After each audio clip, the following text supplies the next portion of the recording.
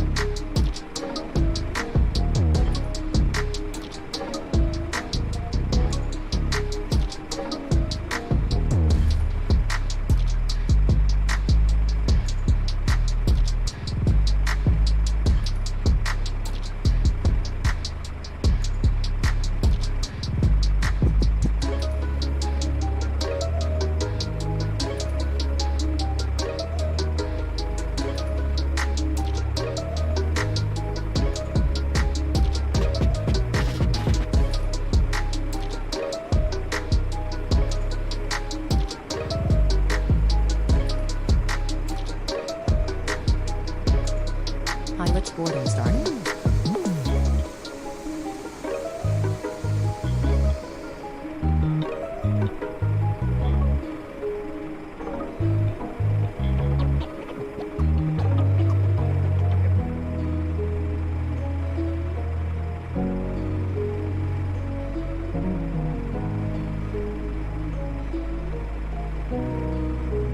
Ladies and gentlemen, your pilot has arrived. Airplane emojis in the chat. What is going on, beautiful, beautiful people? Welcome back. I hope you're ready for a good one today. Hope you are ready for a good one. Let's go back and check on our cargo. Look at that massive engine. Sheesh.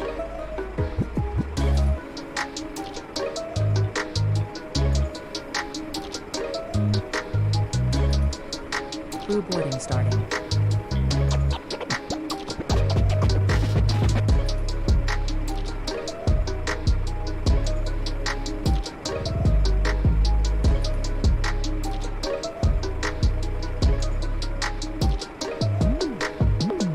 Yes, yeah, let's get it. What is going on, beautiful, beautiful people? Welcome back. I hope you're doing well. Happy Friday to you. I hope you're having a great week so far and are excited for the weekend, are excited for the next hour. Today we are on Microsoft Flight Simulator and we are in Memphis, a brand new released scenery add-on for Microsoft Flight Simulator. Came out last night for Memphis. This is like the cargo hub of FedEx, like one of the biggest cargo hubs in like probably the world. I could be wrong though, but the biggest one in America for sure. So we're flying FedEx, we're in the 777, we're in a wide body, we doing heavy things today. We got cargo to take over to Miami today, and we're gonna do it. I think it's gonna take us about, how long was that flight? Let me double check that. That flight is 1 hour and 51 minutes. We're also going to be on Vatsim multiplayer ATC network as well. So if we get any traffic, we get traffic. If we don't, then we don't. It is what it is. You know what it is. So what's up? Welcome to the stream. Tattooed Bacon, welcome to the stream. That's not true. We have cargo loading on now. I did have to download a special like profile mod or something like that to get cargo to work on this aircraft, but there it is, cargo loading onto the back of this Fedex 777 Heavy. What up, Emily? Welcome to the stream. I know you've been here waiting for a long time, so thank you for your dedication. Thank you for waiting for us. It's gonna be a good one. It's gonna be worth the wait. What's up, Ethan? Welcome to the stream. KBH, thank you so much. Welcome to the stream as well. Alex S, welcome aboard from Hong Kong. Hong Kong is bigger. Number 2, gotcha. Okay, that makes sense. It makes sense that Hong Kong could be bigger. Definitely makes sense.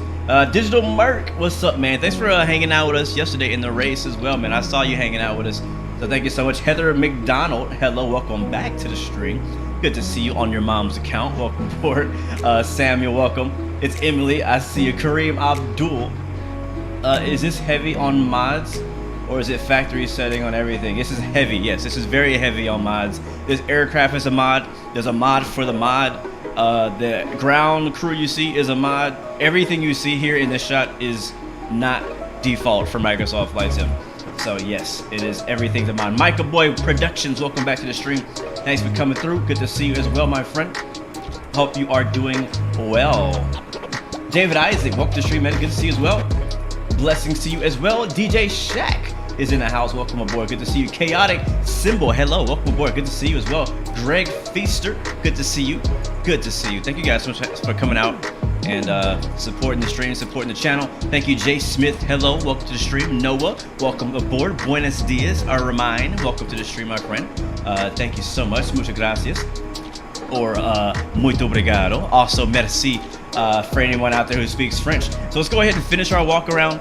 We'll head back into the cabin, and we have a bit of a longer flight today, so I don't want to take too long doing all the intros stuff. You feel me? And we got plenty of time to hang out, to chat, to chill, to relax on our flight to Miami International today. Vin Limited, welcome to the stream. Yes, this is mods on mods on mods.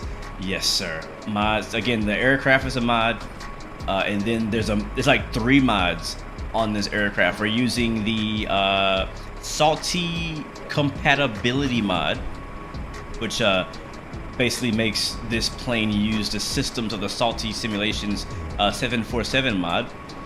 We have a FT Sim Sound Pack mod to make the sounds a bit better, and there might be one other mod for like fuel or something like that, but other than that, that's pretty much everything. I should have all that stuff listed down in the description, as well as this airport we're at, Memphis International Airport, is also a mod as well. You can see the ground crew is now finishing up their thing to load up the aircraft. Oh man, look at this thing. Yes, today we're gonna be fighting the Captain Sim 777, so hopefully everything goes well. Wish me luck. Wish me luck. We got some beautiful MD-11s in the background though. Looking pretty nice. GSX does affect performance slightly, not a whole lot. It's very minimum, like you don't even notice it. The biggest thing that's going to affect my performance in today's flight is going to be the traffic you see behind us. It's all AI traffic that we have loaded in right now. It's not very busy in real life in Memphis. So when I first loaded in, I was originally planning to not use the AI traffic, but I was like, it's way too empty. Like, I can't fly in or out of Memphis and it'd be a ghost town. There's absolutely no way. All right, so before we get, let's get the aircraft started and we'll talk more about the other stuff. So let's see, let's kill the music and check it out. All right, so sounds are pumped up a little bit. Again, we are using FT Sim Sound Pack for this flight today, so he definitely does a great job on all his sound packs. We used the sounds in the 737 recently. All right, so battery on. Let's go.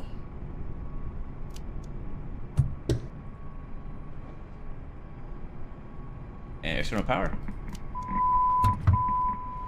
Nav lights.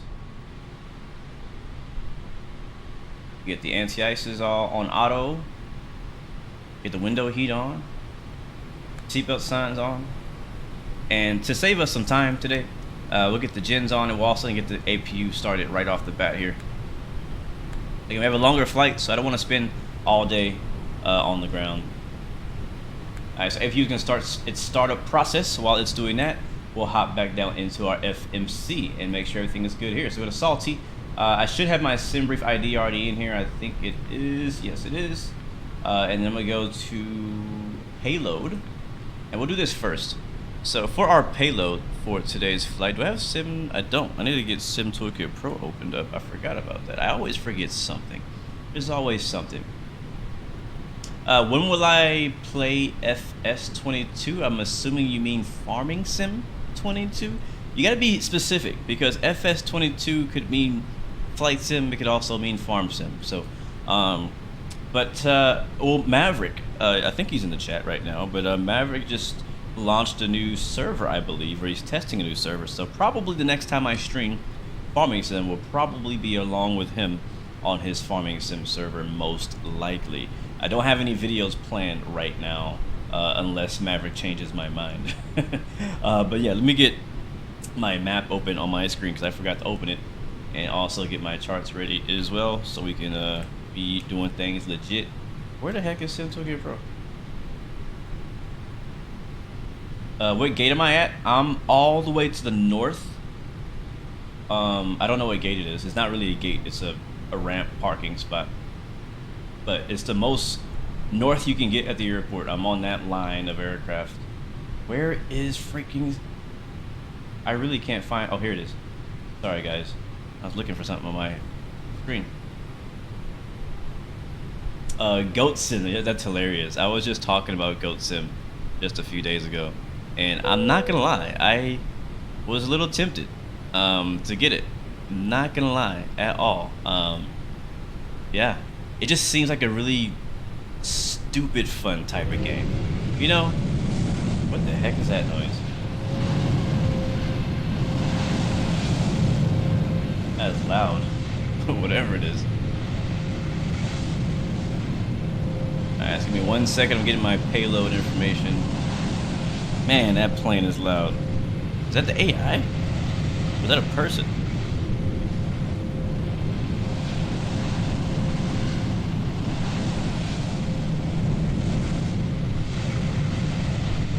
You got a 74 on your AP Earth Science exam, so you might as well just let paint out here. Oh boy, to tell. This is what I think. You're an AP. 74 in AP is like 150 in regular class. Alright, let's get our payload. I never did AP classes. I wasn't about that life.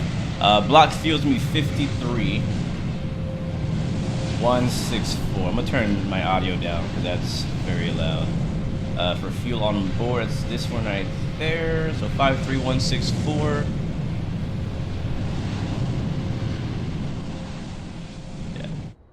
Yeah, we'll turn that Memphis down. traffic United 2360 lining up for departure 185. Yeah, we'll turn it back up for takeoff. And for our payloads, me 196,540. 196,540. That is 196,000 pounds of payload. And we'll execute, and that will load our aircraft. Are you actually gonna see the number climb up here? There we go.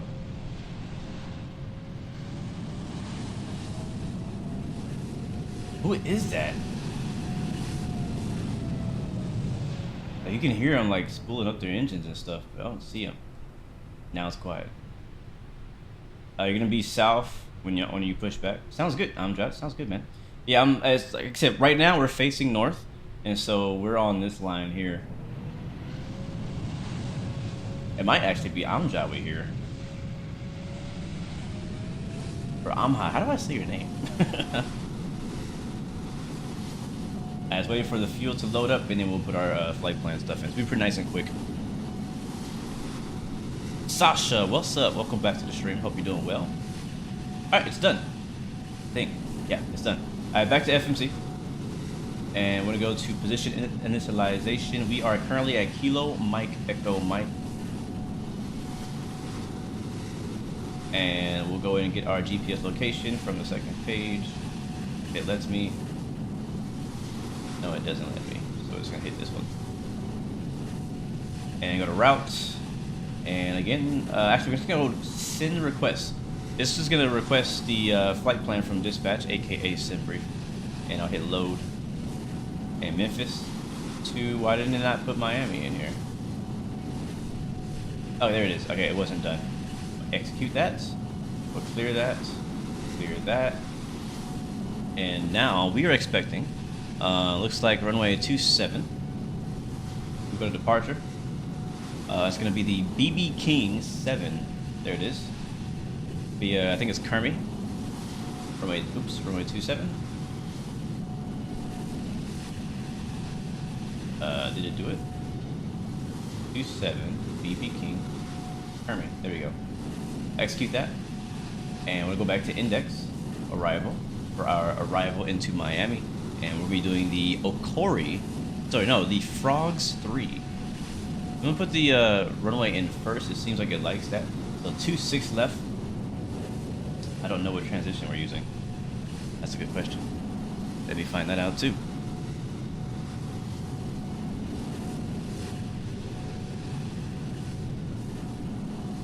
Yeah, that sounds fine.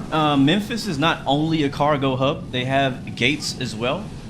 To the south of us, behind us. We'll see them when we taxi out. So you can fly airliner, or I shouldn't say airliner. You can fly passenger airliner as well if you like to. If you want to join us on our flight today. Okay, I'm just trying to find out what our transition is. Looks like Cavum.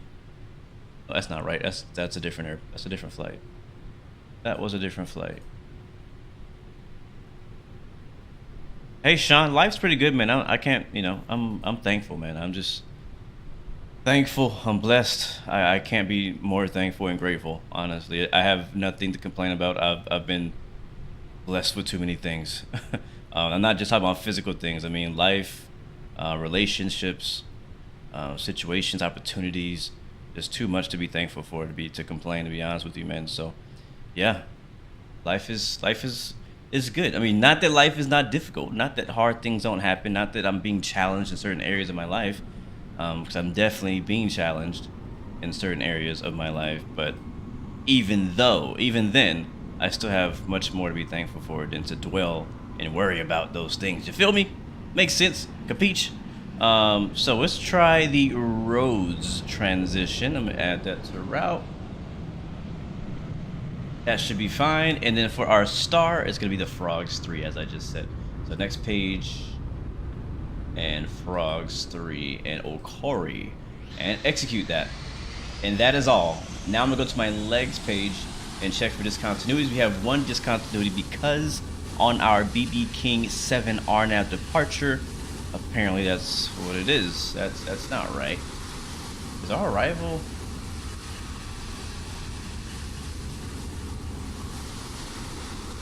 Yeah, it didn't put our arrival in there right. We're missing like 3 waypoints. And this is what you gotta be careful with. Not just on this plane.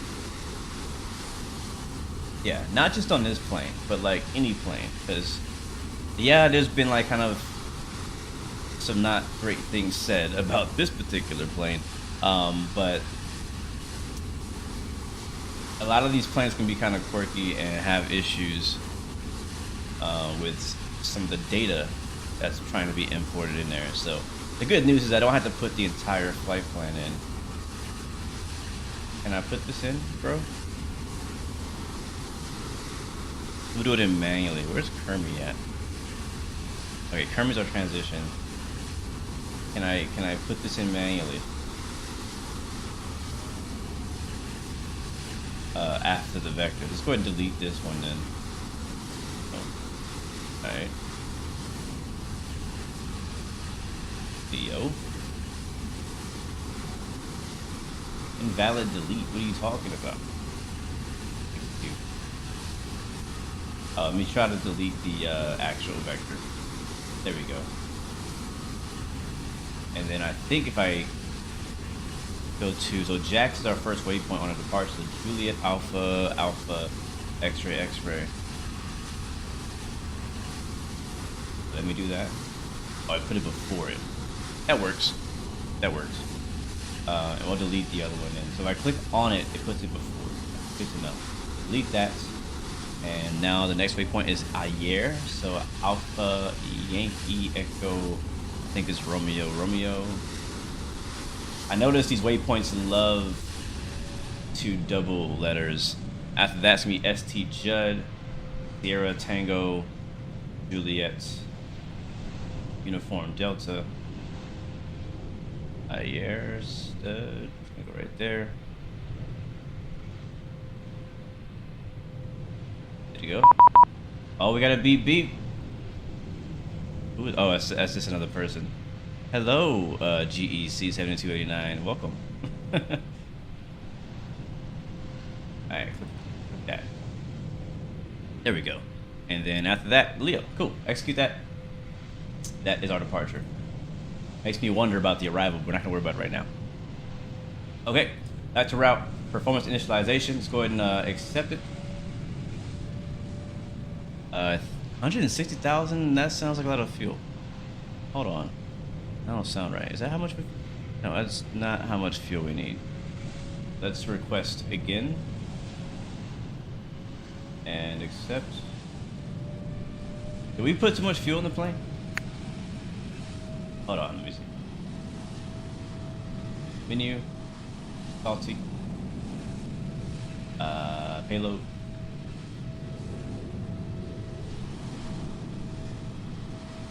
No, we got 53.7. Yeah, that's correct. So why is it saying that we have 160,000 pounds of fuel? That's not right. It should, when I hit send, it should request and update it, but it didn't. So I'm gonna see if I can put it manually. I'm rejected. Lima Charlie. Let's get 53.2 is what we have. Yes, no.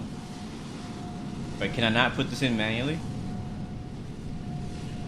Flight is an hour and 50 minutes.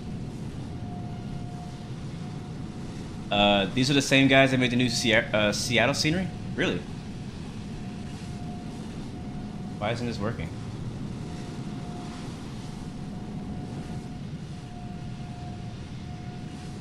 I might just roll with it, like whatever, I don't care.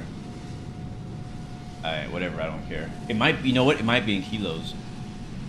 It might be in kilos. Let's see. Units. Nope, it's in pounds. Alright, well, I don't care. I don't care. We're flying. Perf. Yeah, sure. Go with that. We know we have the right amount of fuel on board, so we're fine there. No thrust limitations. We'll do flaps 5.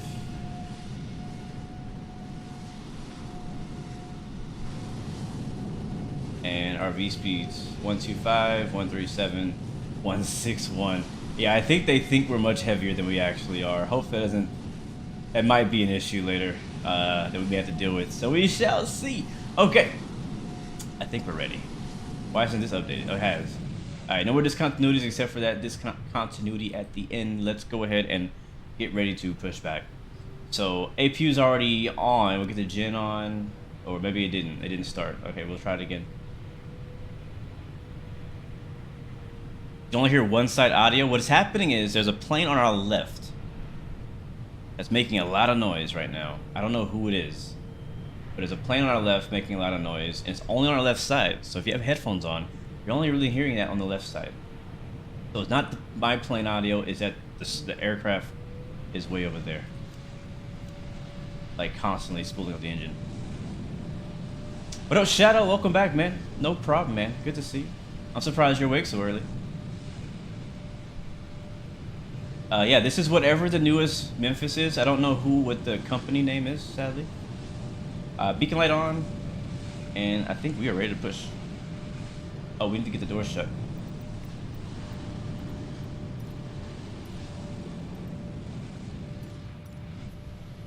Is it closed? Is it closing?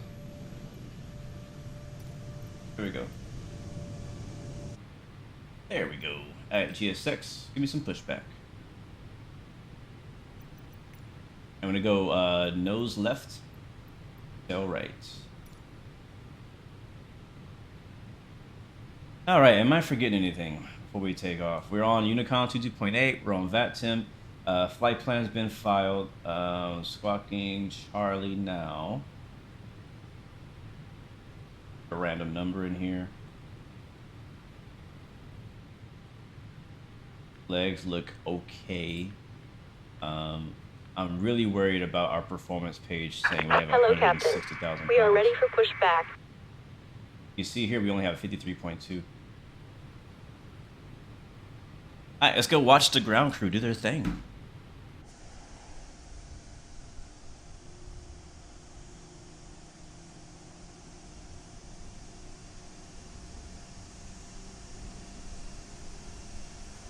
Departure checks completed.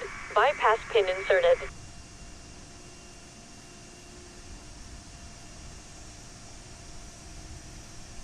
Jace, you got the A321 today.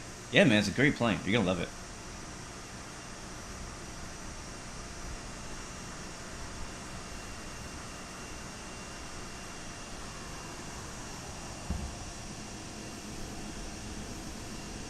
I'm surprised they didn't use the lifting type of pushback for this plane. Locking gear. Jaden Sausage, what's up, man? Long time no see. Tom Sue, welcome. Good evening to you as well. All right, we're gonna wing walk. Y'all wanna wing walk this flight? I'm gonna wing walk.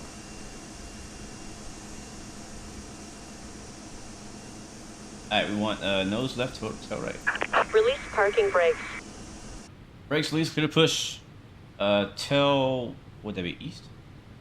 Right? Yeah, east. Commencing push.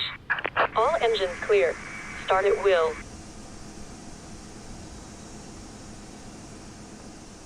Oh! Ha!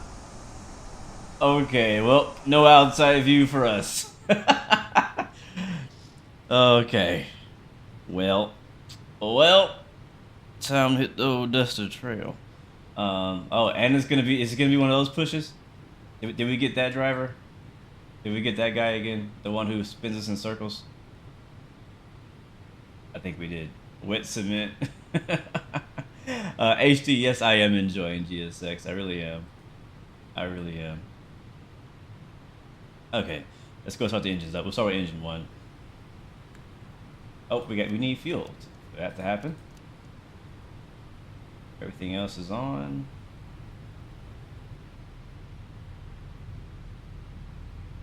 Alright, I'm turning the sound up because this sound pack is great.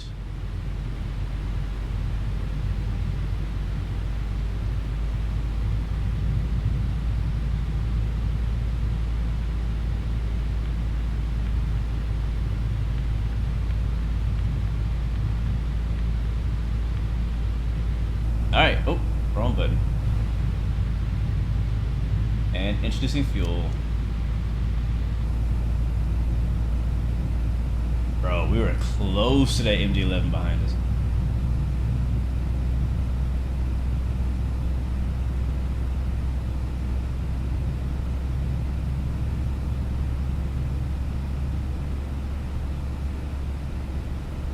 Are we starting or what? Yeah, we're starting.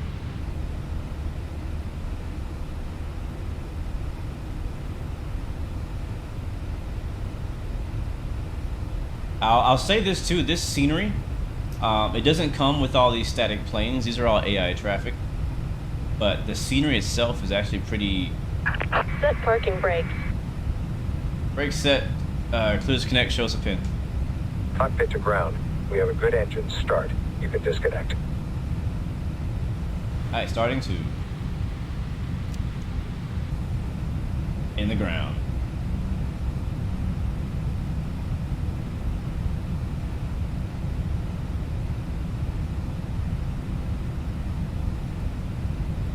El Bapino, welcome aboard, my friend.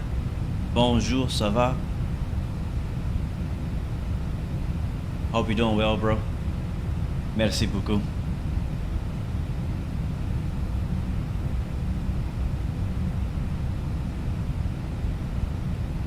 Unlocking gear. Took you long enough. We sitting here waiting for you to unlock the gear. Oh, look, somebody's drawing in the sky. There we go. Now we're not in the ground anymore. Thank you so much, David Isaac, for being a channel member. Thank you so much for that. Disconnected. Bypass pin removed. Left is clear. Right is Is it clear. really loud outside? Oh, not that loud.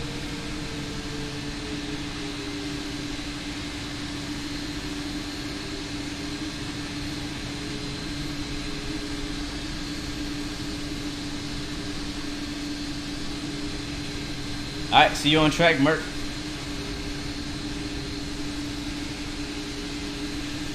Look at that MD-11 over there.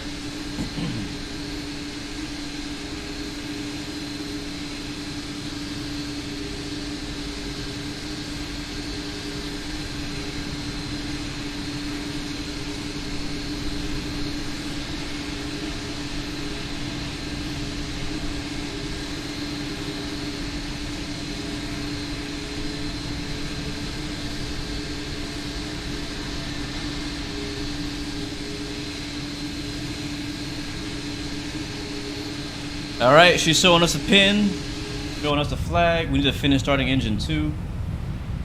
Getting distracted. Oh, I did start engine. Why is my second engine not on? Oh, I know why. Because I didn't actually hit the start switch.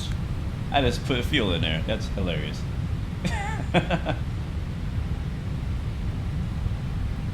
Yep, Gameverse. Welcome to Flight Sim, my friend. Nah, I mean, it's just a problem with the GSX pushback. Some planes, I guess the way that the plane was made, depending on like, I guess the way the gear is like animated, I don't know. Sometimes it puts planes in the ground. Like, I think the new ERJ does that as well.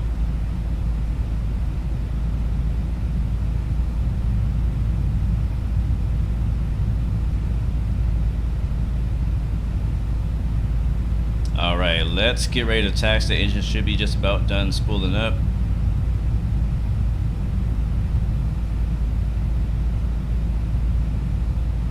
And I'm gonna go and turn on.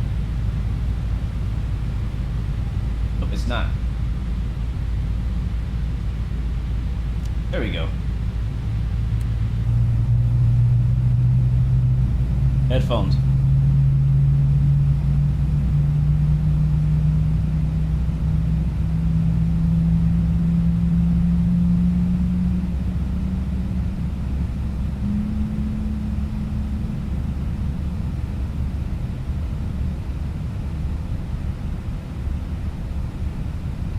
Wait, James, did you say you had a DRS appointment? That's a good one.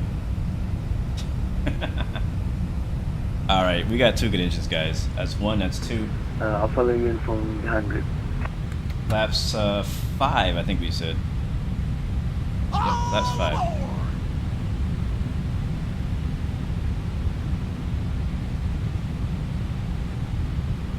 Alright, that works.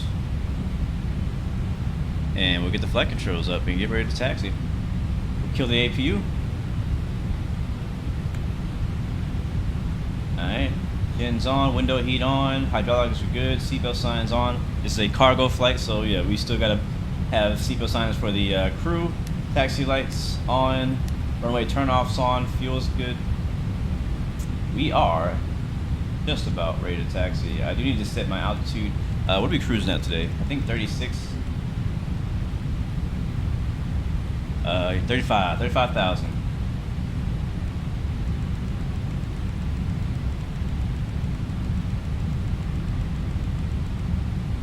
It's almost there. I'll take it. All right, cool. Ladies and gentlemen, it is time for us to taxi runway 27.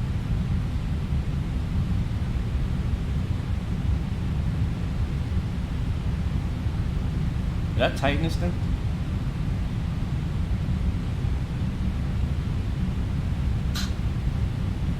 Yeah, we're good. All right, brakes release. Let's go.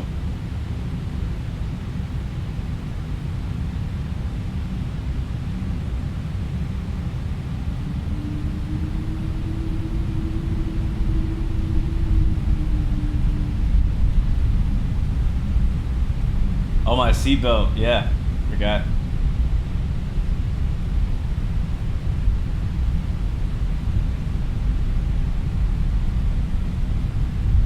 Yo, James, I haven't even got a Blue Games cap yet. I need to get me one. Are we gonna hit this guy on our right? We're really close. Really close. Yeah, we're good. And a Delta A320 taxiing behind us. All right, seatbelts on.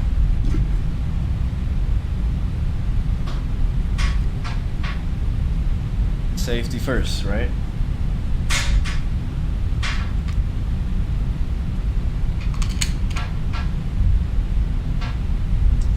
Yeah, I'm on the Microsoft server.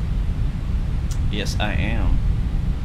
So guys, today we are in the Captain Sim 777 using the all the mods, the Salty Compatibility mod, the FT Sim Sound mod. I'm also flying today in the Next Level Racing Flight Simulator Boeing cockpit chair for my simulator today, and using the Thrustmaster TCA yoke here for my yoke, the Thrustmaster throttle on my right, and then I have the TB rudder pedals,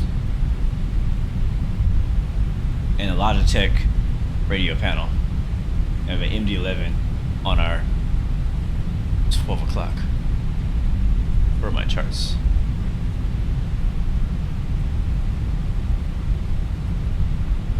Memphis traffic, Fedex 116 heavy, taxi runway 27 by Victor.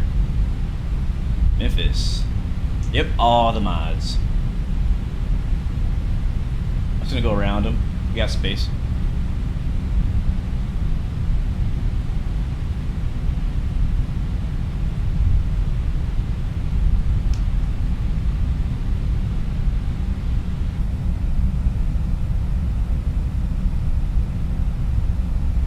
I can't wait to fly that plane right there in Microsoft Flight Simulator.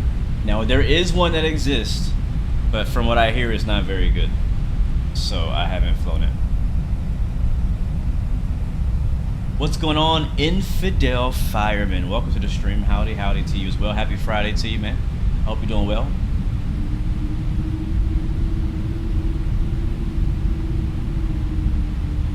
That thing sounds good, doesn't it? I say so myself. If you're just joining us, guys, welcome aboard. We are flying from Memphis, the new Memphis that just released yesterday. And my first thoughts on it, even though we're only seeing a little bit of it, is it's so far I like it. I haven't yet actually parked like a commercial civil aircraft over at the gates yet, so I'm not really sure what it's like for passenger ops. But the cargo ramp is pretty legit on the FedEx side. I know that I think UPS and Cargo Lux and the rest of those guys park over there on, I think it's the south, is it the south cargo ramp? Southeast cargo ramp? Yep, just in time for takeoff. Hopefully nothing goes wrong. Hopefully it stays as quiet. You know what? Let's get a drive-by in this big bird.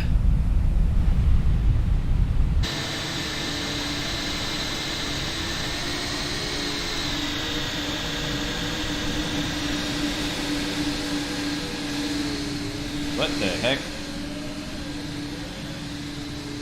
Hold on.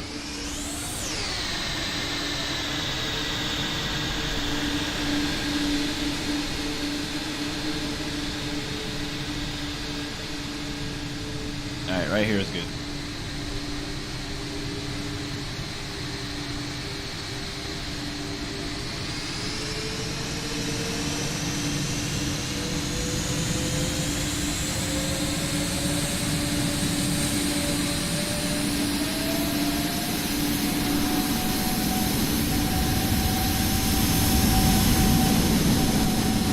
That's probably that loud one, that A320 over there.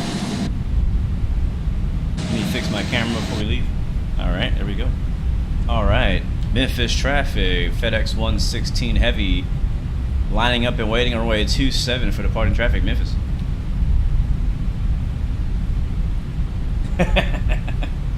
Alright, flight director's on.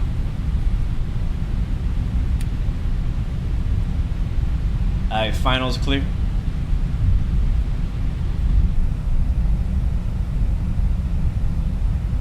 We got traffic crossing the runway, so wait for him. Delta traffic. Go F22. F241, holding short runway 27.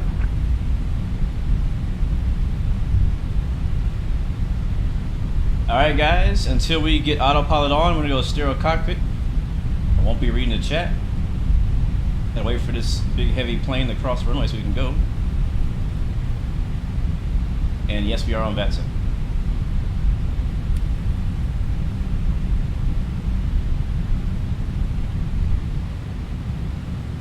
Alright, I don't think I turned my land lights on.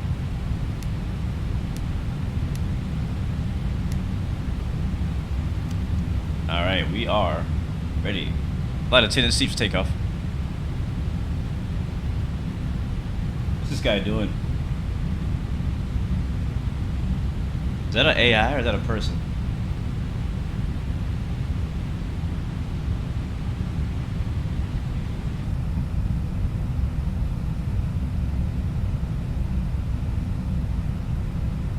I think it's an AI booth. Alright, it's AI, so we'll ignore it. Copy, thank you. Memphis traffic, Fedex 116 heavy, taking off runway 27, departing to the south. Memphis. Alright guys, Toga in the chat, let's get it. 40%, run it up. Is track IR gonna work? Please? Nope. Okay.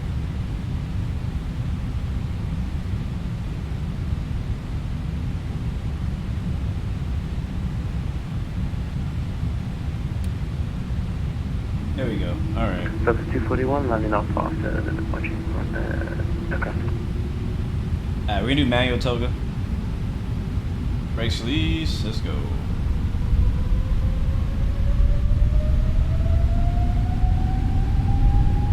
Now he's moving. What the heck? I ignore the traffic on runway. Airspeed's alive. AI lags don't matter. B1. Rotate.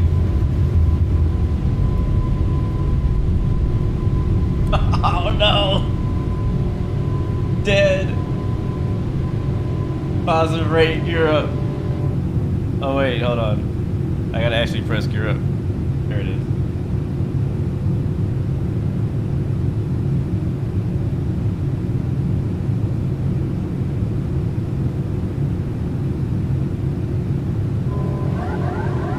Uh-oh.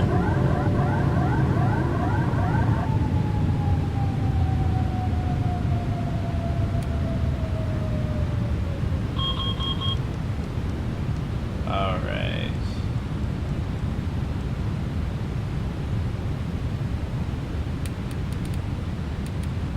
We need to turn, make a right turn here. Yep, right turn.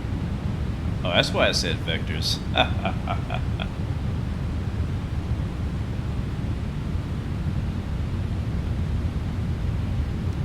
Alright, so I have it on auto throttle. It's changing the speed up.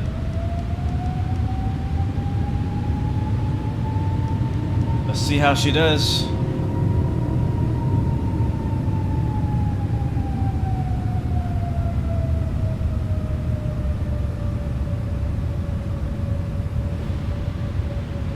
Passing 3,000 now.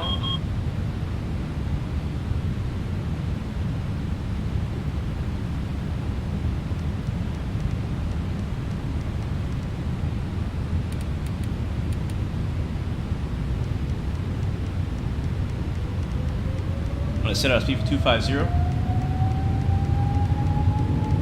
Contrail up high.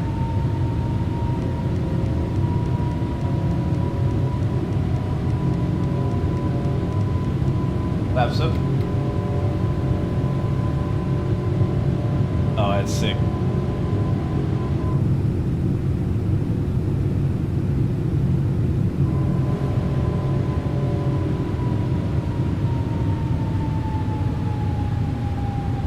Yes, there's a custom GSX profile for loading cargo. It's on flightsim.to. Just give it a search.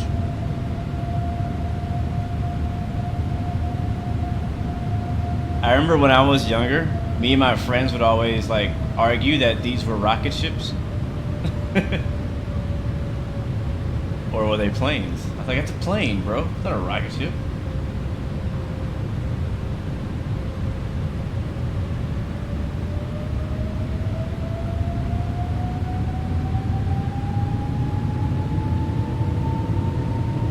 Alright, we're still flying departure by hand. We're passing 5,500 now. I'm gonna head direct to Jax.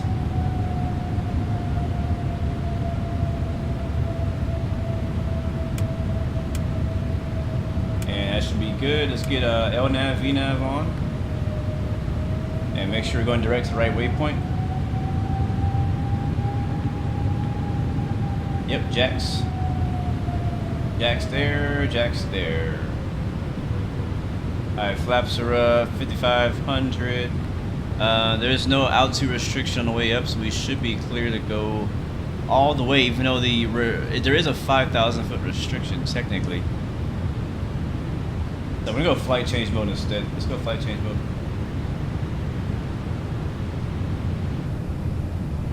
And there's Memphis.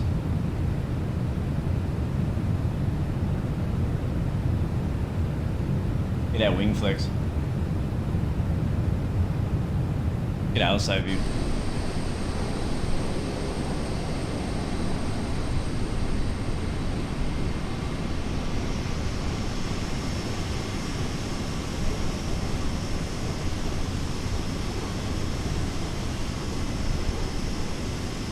Yeah, I definitely approve of the Memphis scenery. I actually did a test flight flying into Memphis earlier, so I had a bit of a better look. We didn't get to see the whole airport this time. Next time we come out, we'll fly passenger plane and see if we can get a better look at the terminal and stuff like that.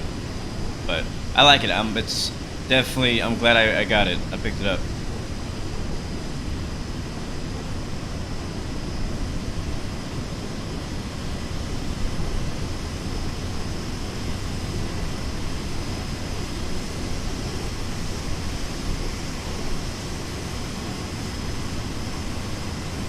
And someone mentioned in the comments saying, doesn't this plane have a 747 cockpit? When you buy this plane, the Captain Sim 777, you do get a 747 cockpit. But the mod that I put on it, it fixes it a little bit. So it's a better version of it. Where are we going? For whatever reason, it's sending us directly from Jax to Leo. I'll take the shortcut, but that's not what we're supposed to be doing. Yeah, I'll take the shortcut. Why are we not climbing though? That's what I want to know.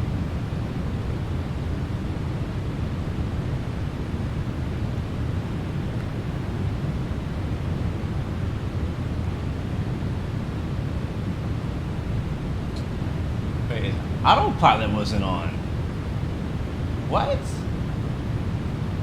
How was autopilot not on? When did I turn off the autopilot? What the heck? Alright, is it gonna restrict it at 5,000? We're gonna start climbing again.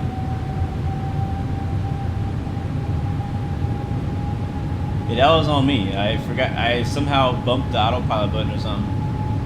Alright, so it's turning back on course. I thought we were going directly to Leo, which we are. Alright, that's good. Alright, we're moving now. Whoops. Yep.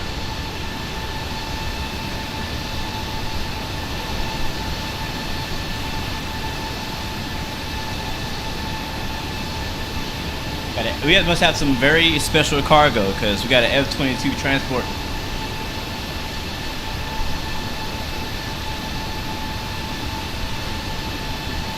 Yeah, no, I'll turn this down.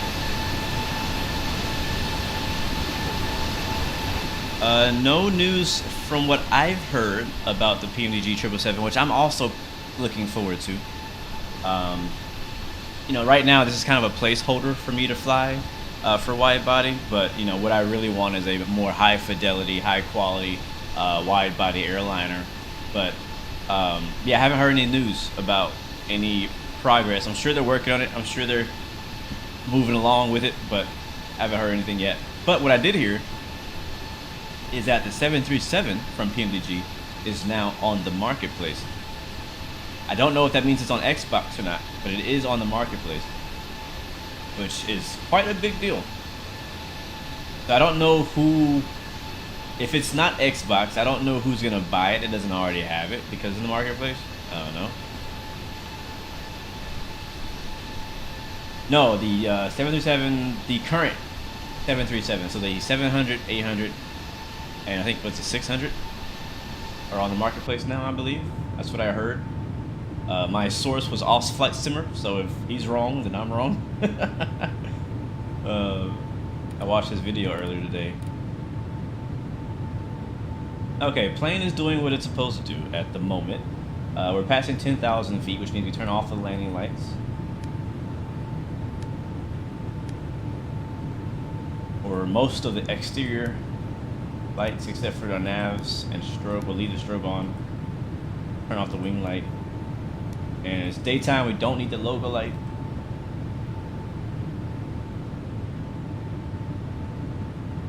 I'm having trouble with my mouse right now, like it's not wanting to let me look around.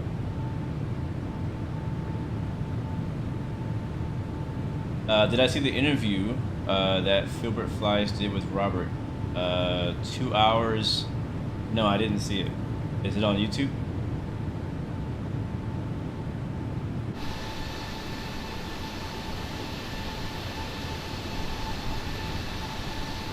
What's up, AAL Universe? I'm doing pretty good. I can't complain. Doing pretty good. I'm excited to be flying. I'm really hoping that this flight goes smoothly. It's been a while since we had a good heavy flight.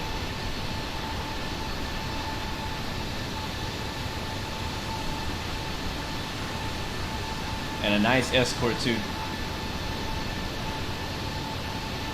So we're climbing past 13,000 feet for 35,000 feet on the BB King 7 RNAV out of Memphis, Tennessee. Headed for Miami. Expected flight time hour 50 minutes. I'm probably not going to push the speed because I don't trust that this plane is going to handle it. So we'll just go with whatever speed the plane puts us at.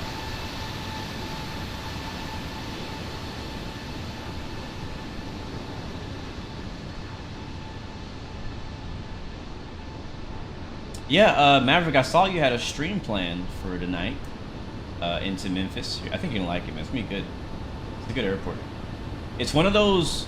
It's funny. I mean, I'm trying to think. Did we have a Memphis before? I know I didn't have a Memphis scenery on Microsoft before, but there's a few key airports, right, in the United States. I shouldn't say a few, but there are key airports in the United States. And Memphis is one of them for the reason of cargo. Like if you want to fly cargo, FedEx especially, which is one of the most, popular ones in the United States, with UPS and Amazon now, then you have to have the Memphis Cargo Hub, right? You gotta have it. Thank you so much, Goldbug, for the subscription. Welcome aboard. Welcome to the Blue Arrow Royal family.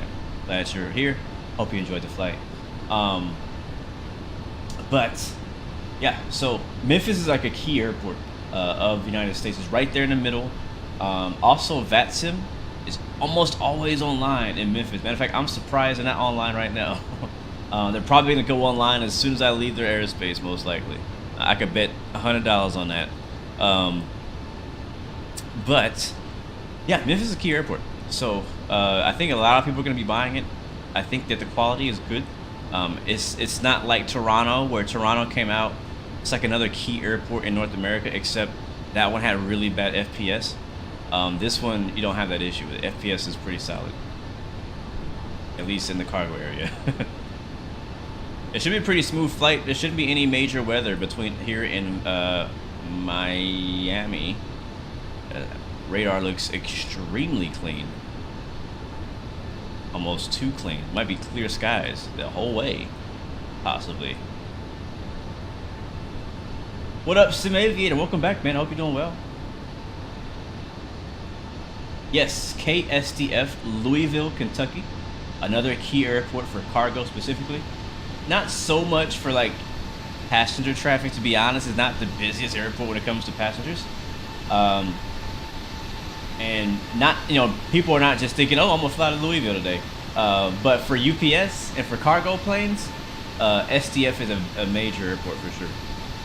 And personally, I love mixing it up with cargo ops. And it's a lot of times when I want to fly to Memphis, and I'm like, dang it, we don't have scenery. But now we do.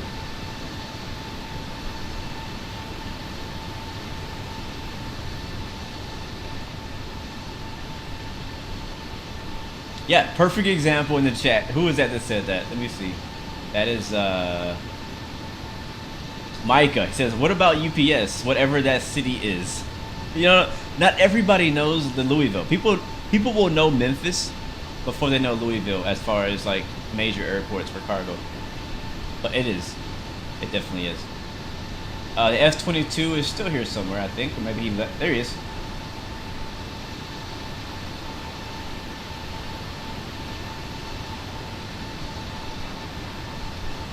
There he is, right there.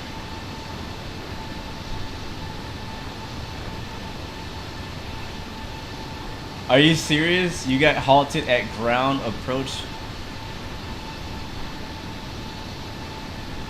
Wait, approach? Oh yeah, Memphis ground just came on. Yep. Yep. I knew it. I told you I bet money on it. As soon as I left, look who popped up, Memphis ground. Yeah, early this morning, like 5 a.m., Memphis Center was on. I was like, man, you guys be picking some weird times. Which 777 am I using? I am using the Captain Sim 777. Again, if you're considering buying it, I have to warn you, the version I am using is heavily modded. I have the sound pack on here, and I have the Salty compatibility mod on here, giving it the systems of the Salty 747. So if you're like, you know, I don't recommend flying this plane with no mods. I don't. It looks good. Like the visual model is good. It's solid. I give them credit for that. But it flies like crap. It sounds like crap, and the systems are basically Frankenstein from the 747. So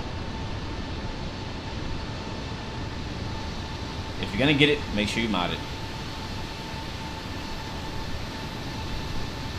Yeah, Memphis. There was a Memphis scenery for P3D.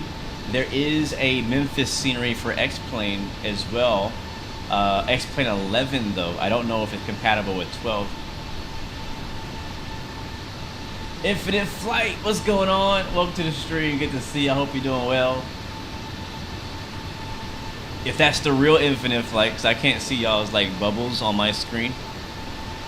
I've been following along with Infinite Flight's world tour they've been doing, which has been pretty cool. So if you're into mobile flight simming, or maybe you can't get a PC simulator, maybe you can't get an Xbox or anything like that, if you didn't know, there are mobile flight simulators, and one of them that I recommend is called Infinite Flight. You can get on your iPad, your Android device, your iPhone, and my whole channel was started there.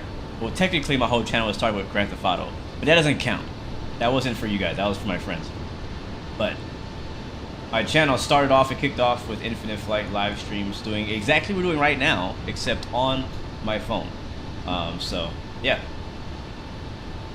I used Infinite Flight when I didn't have a PC, when all I had was a crappy laptop. And I was like, man, I mean, I can't flight sim X-Plane or Microsoft Flight Sim, but I can do it on my phone, and it's pretty good. Really great multiplayer community. Love it. So shout out to them. Thank you guys for stopping by, hanging out with us today. Sky R, what up, man? Welcome to the stream. Helicopters will be great. You know what? Yes, they are. I love flying helicopters. Microsoft Flight Sim does have helicopters now. Look at that contrail. Like, what is he doing up there? I love helicopters, but specifically for me, I like the High Performance Group H145 with the action pack that gives you the EMS variant. I hope we're not flying in circles. Let me check on this flight real quick. What are we doing? What you doing, plane?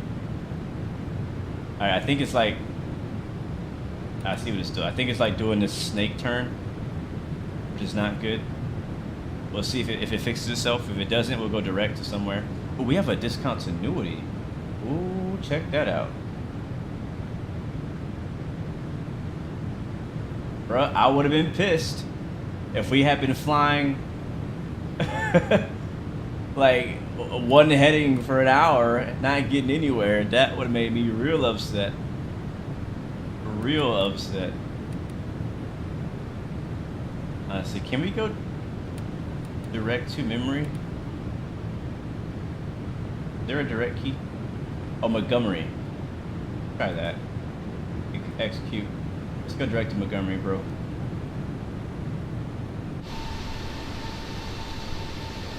But yes, I like helicopters. I like them.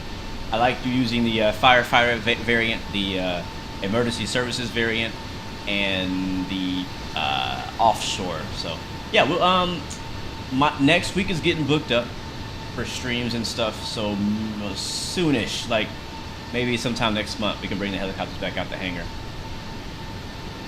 Yes, this is the Captain Sim 777 Freighter. So there's 3 different versions I think that they provide. There's the regular one, so the regular passenger version, and the freighter version, and then the 300 ER, I think is what it is. MJ True DK, what is up, man? How are you doing, bro? What is happening? Good to see you. Welcome aboard. Yes, we were racing yesterday. Bro, I'm trying to get like Lewis Hamilton on the racing sim. I'm trying to get like him. Trying to get like 07 time, you know what I mean? Nah, but I got a long way to go. I'm not. It depends on who I'm racing with, right? I'm usually average as far as my skill when it comes to racing games. Yes, I agree. The 777 is decent if you have the mods. I can't say that enough. I don't recommend this plane if you're not gonna add the mod. I cannot say that enough. Also, by the way, some people were asking about how I got the cargo in GSX to work. If you go on flightsim.to, I don't know exactly what you search. Just search like, I don't know, 777 cargo GSX. I don't know, something like that. Get creative with it, and you can find it on flightsim.to. I don't have the link for you. I have to find it, but it does work. The same thing with the PMDG 737. I almost said triple. The PMDG 737 also has a profile for GSX that makes it so the cargo actually gets loaded on the plane, which is really cool.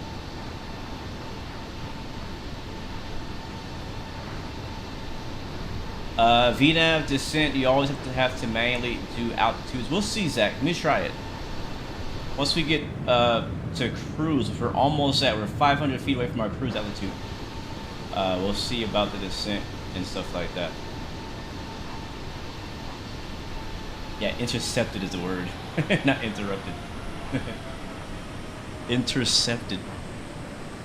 All right, guys, welcome to 35,000 feet.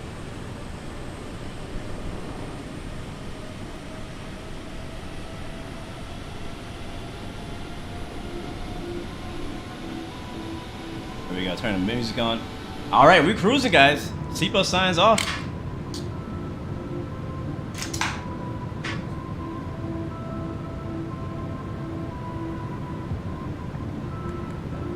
There we go.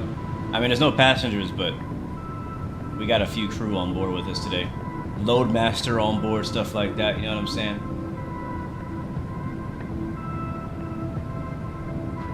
They're making more helicopters from the group called Nemeth Designs for Microsoft Flight Sim. They made Mini and P3D. Is that the one that recently made the Bell aircraft, like a Bell 407 or something like that? Is that the people who made that Nemeth design? I haven't tried it. Personally, the reason why I did not buy the new Payware Bell helicopters is because we already had a free one. I was like, why do I want another one? And the screenshots just didn't look that amazing. It didn't impress me. It's like my first impression of stuff is the screenshots on the shop page. I hate to say it. That's how it is. Look, contrails below us. Right underneath us. Wow. Yes, you can see me in Microsoft Flight Sim if you have a multiplayer turned on. So yeah. I appreciate it, man. Thank you, man. Yeah, I love racing. I really do. And we had so much fun last night. I felt bad. If you guys don't know what we're talking about, last night, or less than 12 hours ago, we did a racing live stream on Assetto Corsa here on YouTube, racing the Formula 1 hybrid cars on Spa in the Belgium Grand Prix. Did like 3 races. And I gotta say, I did decent. But I felt bad because some people didn't do so hot. Like, they got wrecked out in the first corner, the first few laps. So I've been talking to the guys who are we're all doing the server together, and We're gonna be trying to decide today on next time whether we decide to do no damage next time. Thank you so much, Micah, for the cheers on Twitch. Thank you so much for that support. I really appreciate it, man. You're amazing for that. Yeah, I think we should turn damage off because, you know, honestly, for me, I want to be as realistic as possible. But at the same time, we have to remember some of the people who are racing with us in these little live stream races, they're not getting enough practice.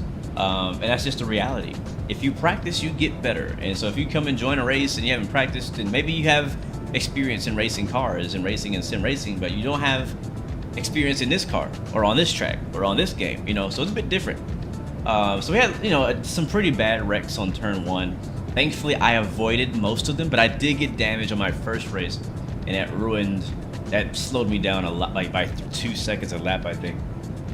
But it was fun. Either way, it was fun. Had a good time. Enjoyed drifting at the end. So if you missed the end of the stream, I did some drifting as well. So that was a lot of fun. And I'm thinking about probably doing that again, like the drifting part, because I love that. It's just so much fun to me. I'm not sure if other people are interested in watching that, but I'm interested in doing it. So we're talking about it. So we're gonna definitely keep the streams coming for racing. We're gonna try to do like 1 a week as often as I can. And we're also considering jumping on Assetto Corsa Competizione as well, and doing that too. So if you have that game or Assetto Corsa, definitely stick around, join us on Discord, and maybe racing on live streams and also probably off live streams too. So yeah. Yeah, F1 2022 is so much different the way it drives than it does in Assetto Corsa. Very, very, very different. Does it matter what server you're on multiplayer in order to see someone? Sometimes yes, sometimes no, but it's best practice to be on the same server. So I'm pretty confident I am on the USA East server right now on Microsoft Flight Simulator. So if you're on that server, you should see me. But Microsoft has some issues with like sometimes it doesn't work. Ever since it released, there's like times where it just doesn't work. It's really annoying, but it's the way it is. I'm gonna start deleting some songs off this playlist, like this one. I don't like this song anymore. Apparently, there was a time when I liked it, and now I don't.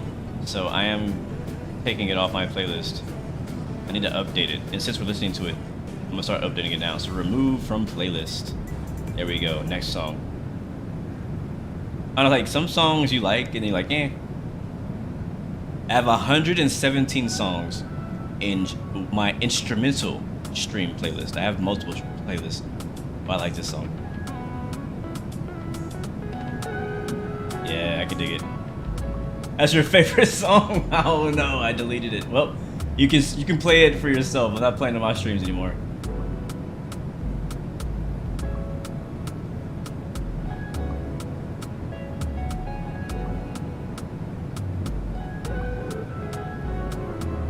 Oh, good question. Why is it?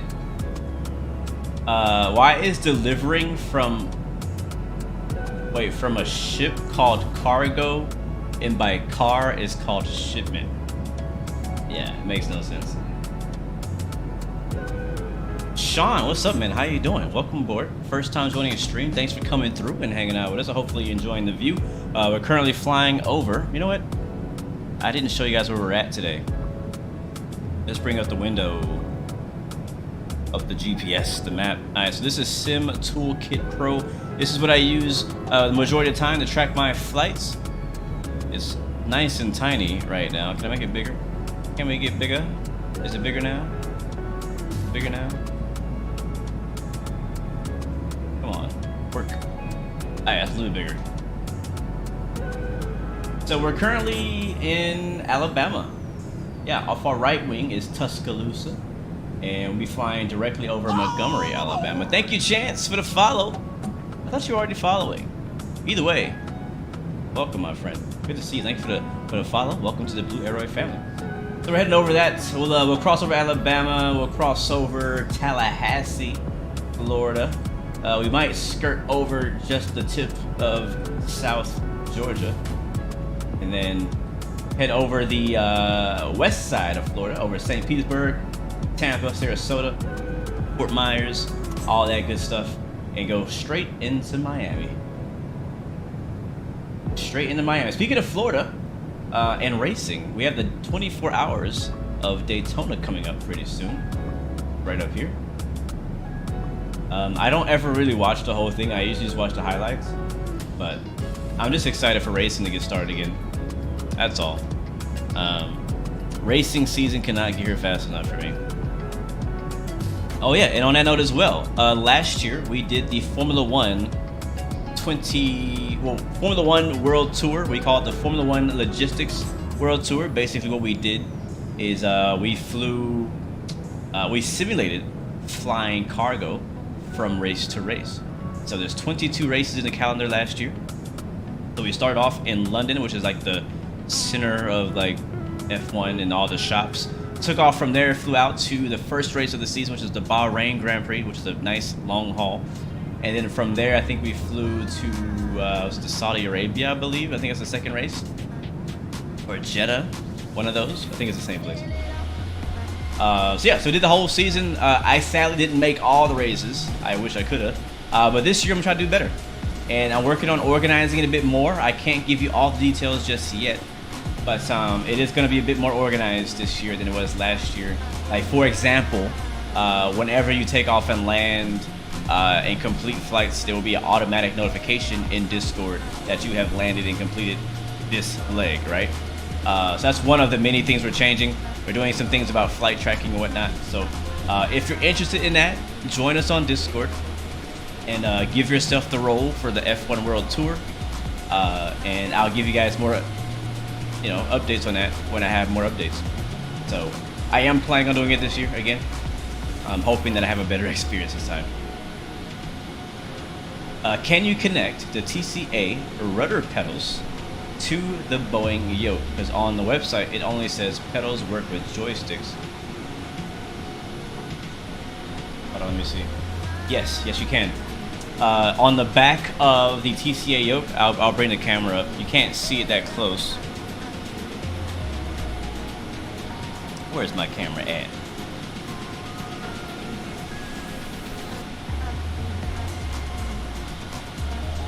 There we go.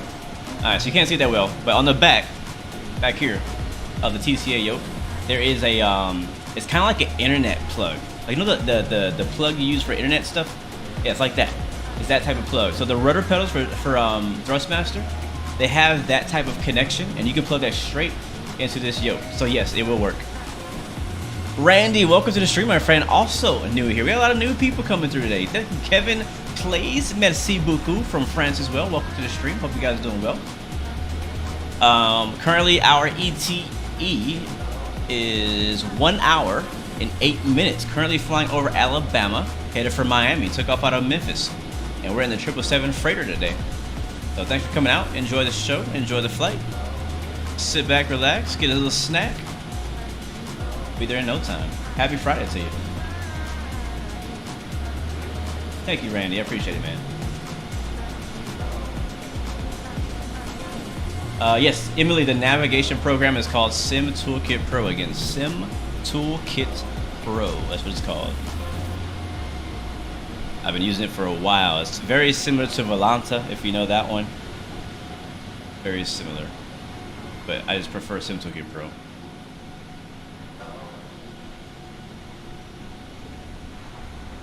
Oh, we just got buzzed. Have I tried X-Plane Mobile? Yes, I have. But honestly, I have to be honest, I have not tried the most recent version of X-Plane Mobile. I tried it before they dropped the most recent major update, which is basically an X-Plane 12 on mobile, unofficially. But I haven't played since they've done that. But it's been a while. Been a while. I know they added multiplayer and stuff like that. Zach, did I have the new Memphis scenery? Yes, I did. And I like it.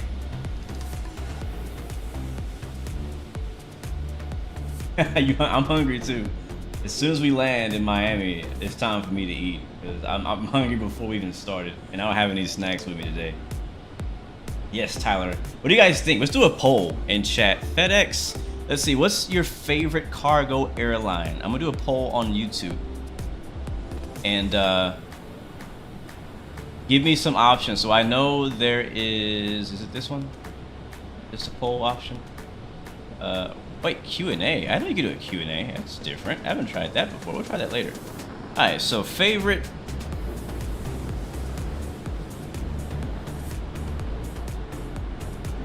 Hold on.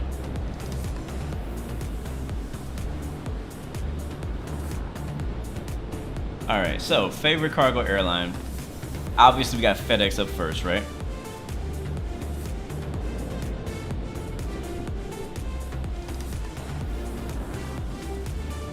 Thank you for that friend request. I will add you as soon as the flight is over.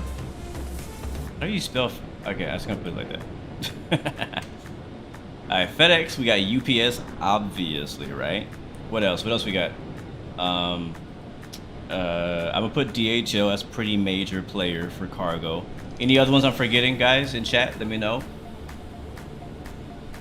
before I make the poll. So we got FedEx, UPS, DHL. I know Cargo Lux is one.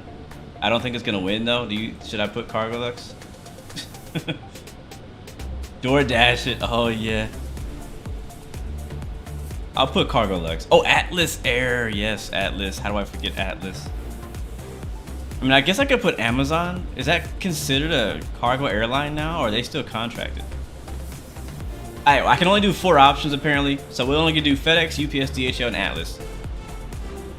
All right, asking. All right, so let's just see, just for fun.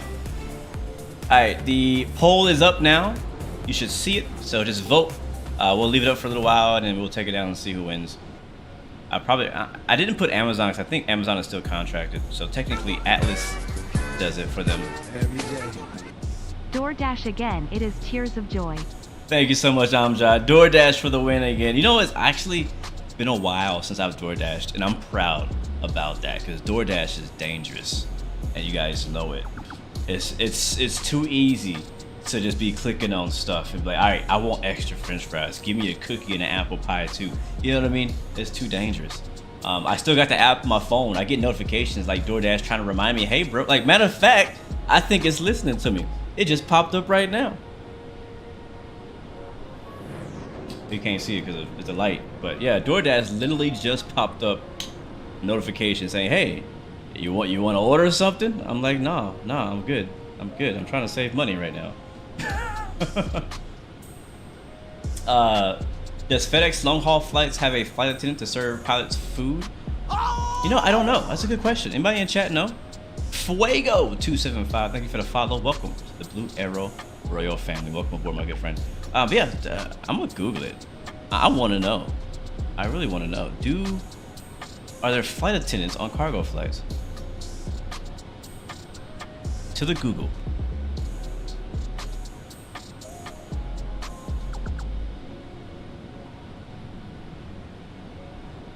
Like, somebody, I know there's more people than just the pilots. I know that for sure. I know that for sure.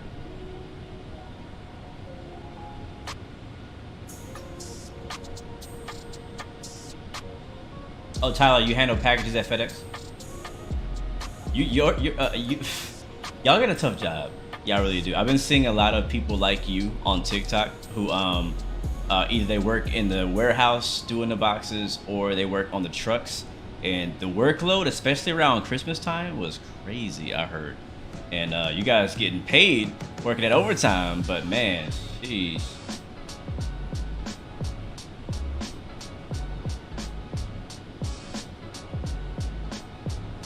All I found so far is that apparently there are cargo flight attendant jobs available near me. Oh, here we go. Are there flight attendants on cargo flights? The reason that flight attendants need to be employed on some cargo planes is the same reason they are employed in passenger planes. They are needed to ensure safety. I don't like that answer. Let's go more. But then another post says, since there are no passengers, there are no flight attendants.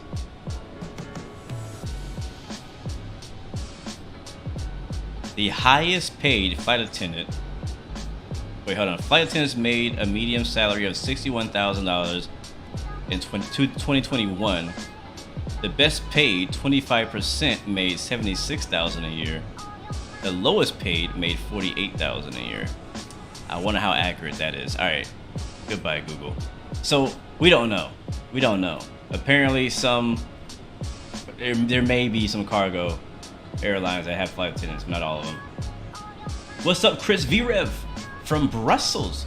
Welcome to the stream, man. Hope you're doing well over there in Brussels. Wes Burson, hey, hey, hey. Welcome to the stream as well.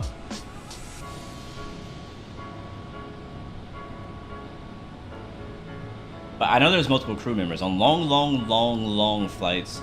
I think you can have up to, was it 4? At least in this plane, like 4, maybe even 5 actual pilots and pilots monitoring. Some of them are sleeping and some of them are flying.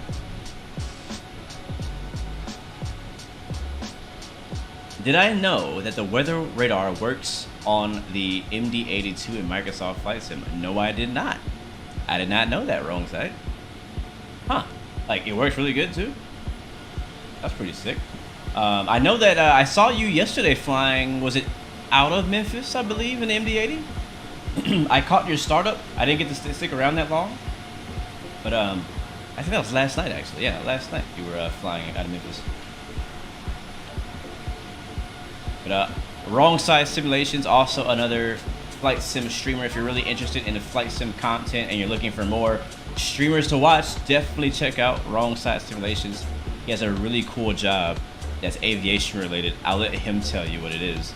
But yeah, I actually really enjoy his content. And bro, I'm gonna tell you right now publicly that eventually I am going to steal your camera view. The overhead one that you got, bro, that thing is so dope. I was like, that's so cool. I'm gonna do that.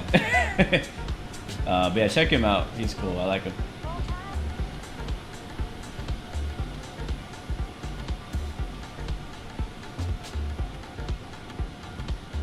$1,500 packages. Is that a lot or a little bit? Like how? It sounds like not a lot of packages. I'm not sure if that's a lot or not. Yeah, Emily, I'm glad you're able to make it in a bit earlier. Let's check on our flight because, you know, the Captain Sim is known to have a mind of its own. So let's just make sure we're going the right direction.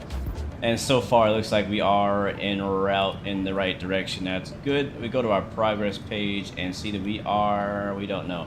It doesn't have a top of descent marker for us. That's not great. Thank you so much, X Drago Nato X, for the follow. Welcome to the Blu-ray family. Hope you're doing well. Good to see you. Happy Friday to you. Blessings to you.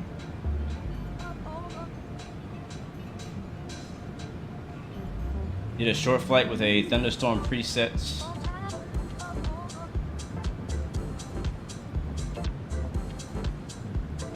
That's pretty cool. Yeah, I didn't realize that the MD82 had a working weather radar. Man, these contrails are crazy today. Look at that. We got a plane coming right at us.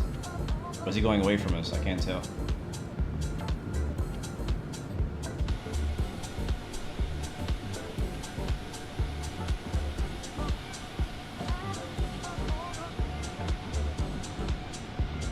Yeah, a lot of planes in the sky today. Man, look at that. What the heck?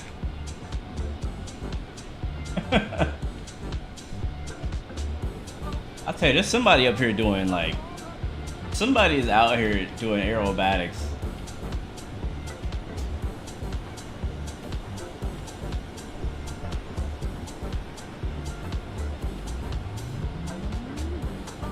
How do I find the 777 Salty mod? Is it worth getting? The Salty mod is a must-have. Yeah, if you're gonna get the 777, the Salty mod is a must-have.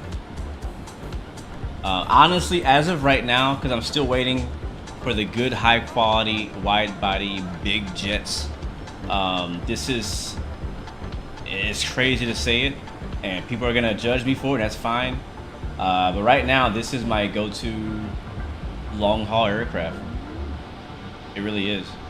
That's Southwest doing all that? That is Southwest. Of course, this is why they canceled their flights. Look at their flight plan. But no, for real. I think are we going from Montgomery now? Yeah, we are. There's Montgomery down there. But yeah, get the mods, man. Get the mods. Until we get some good airliners, this is what I'm flying. It is not a new Captain Sim, it's the old Captain Sim. Nothing has changed about it.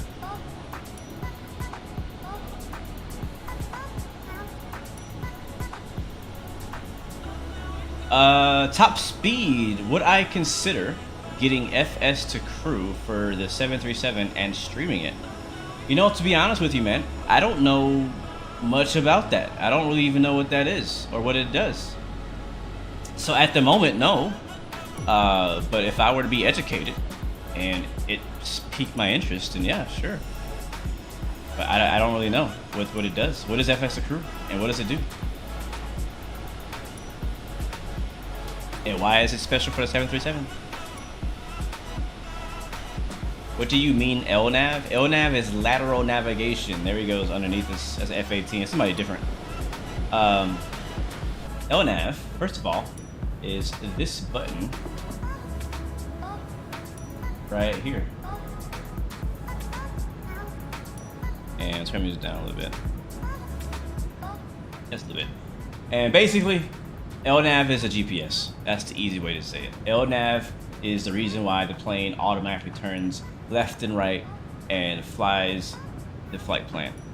VNAV is what will actually do the same thing except for up and down.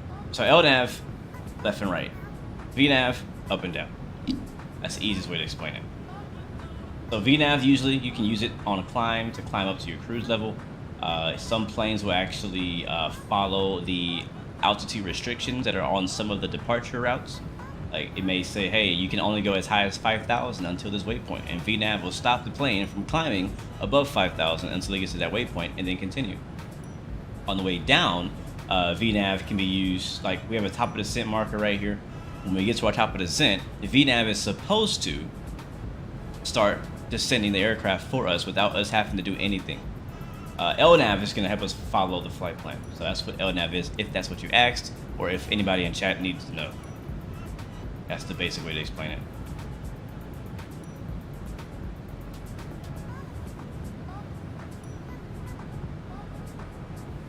Do you need waypoints and stuff for LNAV to work? Yes, you need at least one waypoint. That can be your destination. You need at least one waypoint for LNAV to work. Yes, Gregory, we're in the Captain Sim 777. Man, I wish I could say something different. I wish I could say we're in the PMDG 777. I wish I could say that, but we're not. Trust me, if it was, you would know. It'd be all over the title. It'd be all over the thumbnail, everything. If we were in the PMDG 777, but we're not in the PMDG. I wonder though. I really wonder how much longer is the wait, right? How much longer do we have to wait? I know we have to wait for the 737-900 to come out first with the EFB. I know that's one thing in between us and 777. But even after that, how much longer do we have to wait? Is it going to be like a summer release? A couple month release? Like winter? Are we looking at fall 2023? You know, like that's going to be a day one buy, Gregory. For real, man. Day one. Like, I would pay right now. Pay right now for it. But also on the X-Plane 12 side, we have a 777 coming for Flight Factor. And we've been seeing a lot of teasers and screenshots coming for that. So I'm wondering, when are we going to see that come? How far out is that one?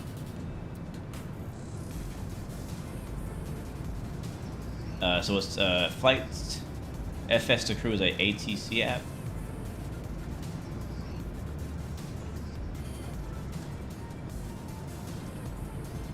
My mouse is really being buggy today. Draco says you will pay extra right now. That's basically what the MD-11 project did. Y'all hear about that? You can actually pre-order it, I think now.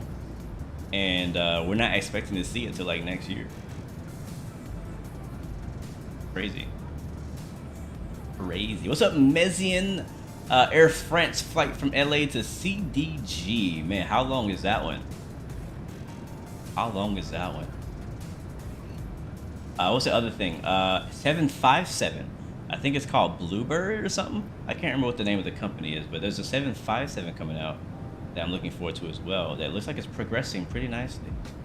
apparently there's like screenshots and some videos and stuff like that happening on YouTube already. I haven't seen them, but what I hear. We're looking forward to that. I think honestly, and I'm gonna call it right now, I like to try to predict what's gonna happen in the flight sim community, and so far I have been usually about 75% right. So this year, I think this year, the year 2023, for Microsoft Flight Sim is going to be the year of the wide bodies.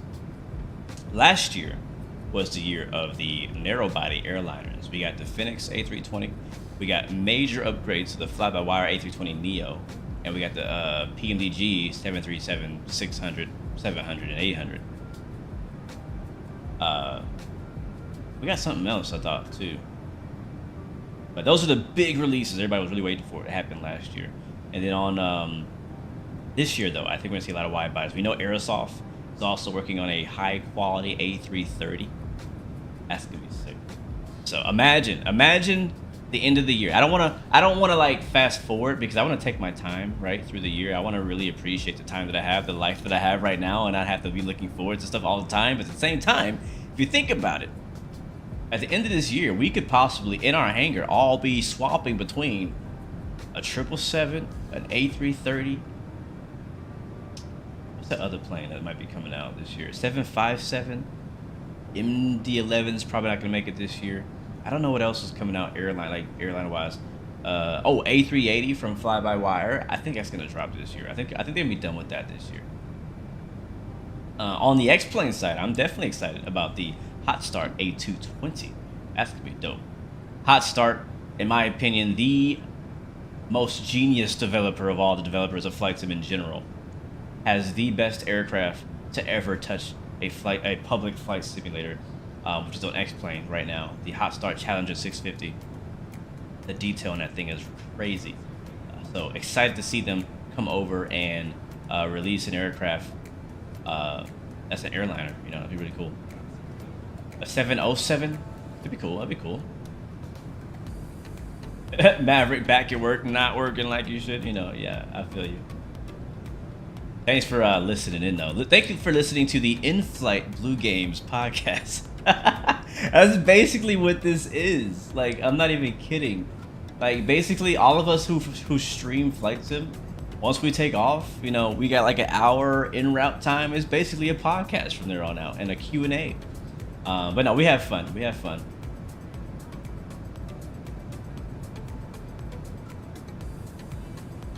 I don't know if we're gonna. You guys think we're gonna see like a 747 this year? Like, I know nobody's announced it, but what do you think? We have the default 747, which is not bad with the salty mod, but there's a lot more that can be done with that plane. Yep, I knew somebody was going to ask that. Maverick, what happened to the Blue Experience podcast? So, we have been away for a while. We've been busy, you know, all that stuff. I'm not going to make excuses. Point is, it's coming back. We had a meeting very recently about how to move forward with the Blue Experience podcast. And we have some great ideas, and hopefully you guys like them as well. So, we're going to continue on with it. I'm not going to say too much yet because I don't want to make any promises that I can't keep or, you know, stuff like that. But you should be seeing activity from the Blue Experience podcast very soon. So if you don't know, the Blue Experience is a podcast that me and XP72, who's also a flight sim streamer and content creator, we do together. And we talk about all things aviation, and we talk about flight simulation, and talk about the new add-ons that are coming out. We do interviews with different developers and stuff like that. It's been a really good show. Like, I've personally enjoyed creating it, and I've even enjoyed the conversations we've had in it, and even watching it back. You can actually watch a portion, or not portion. You can watch or listen. You can listen and watch. So it's I think about 15, 20 episodes right now on Spotify, iTunes, and all the places that you can find podcasts. There's a playlist on my YouTube channel of all the podcasts, but also we went and made a new YouTube channel called Blue Experience Media, and that's going to be the new home for all of the live streams and podcast content coming out from now on. I'll still be promoting it in my live streams, promoting it on my community page and Discord. That's where we're gonna be hosting everything. So we had Wrong Side Simulations, who's in the chat right now. We had him on one of our later episodes. Great conversation. But again, I'm not gonna give away what his job is. You gotta go to his stream and ask him yourself. PMDG is making a 747 coming after the 777, so like 2025. But yeah, I forgot PMDG also had a P3D 747, so I forget that they have that. But I'm hoping that PMDG is not going to be the only one making Boeing aircraft. I want to see some competitors out there making some stuff. PMDG does a great job, but as we saw, Fedex and some of the other developers, look at that view right there. That there's more that can be done. There is more that can be done. Let's go outside for a little while. Catch this beach view of the Gulf of Mexico. As we should be just, I think this is technically Georgia, but probably from here we can see Georgia, Florida, and Alabama.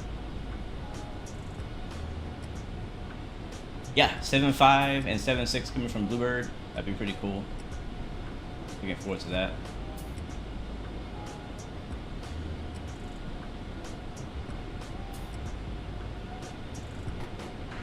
Oh yes, I almost forgot about the 737 Max. Huh. Yeah, I wonder. You know, I always think to myself, man, I wish I could be part of some of these meetings, right? Like these meetings that decide what aircraft are gonna come up next and stuff like that. I just want to put my say in. That's all. I just want my opinion to be heard. That's it. I'm like, no, why would? Like, I think this would be better. Thank you, Wes Burson, for the subscription. Welcome to the Blue Arrow Royal family. I appreciate that so much, man. Thank you so much. Georgia, you don't think Georgia has a coast? You might be right. Yeah, I think you're right. Oh no, Georgia has a coast on the other side. Not the Gulf of Mexico side, but the east side. There's a Georgia coast. Let me see. Yeah. Like by Savannah, Georgia, all the way down to Jacksonville. That's all Georgia. Jacksonville is Florida, but just north of Jacksonville is the Georgia border, and it's basically all Georgia coast all the way to Savannah. Not very much coast to Georgia, but they do have a coast. What up, Walking Fruit? Welcome to the stream, man. Hopefully next time you can join us when we do some racing.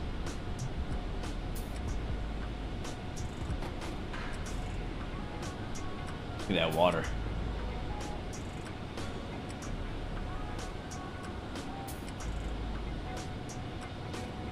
Yeah, wrong side. Somebody else was talking about that as well. About there was a long podcast with PMDG. I mean, as you can tell from the PMDG's forum post, you know, I can tell that the guy is long-winded. I can tell. He kind of reminds me of Austin from X-Plane. Not as, like, they're nowhere the same, but like in the long-windedness and probably getting off subject. But I'm gonna check it out. Where is that?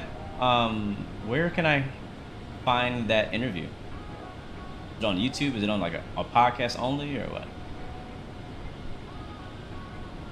Do I think I know that the F-22? Does the F-22 know that he has to hand to fly for the next hour and a half? I don't know. I think the F-22 has an autopilot.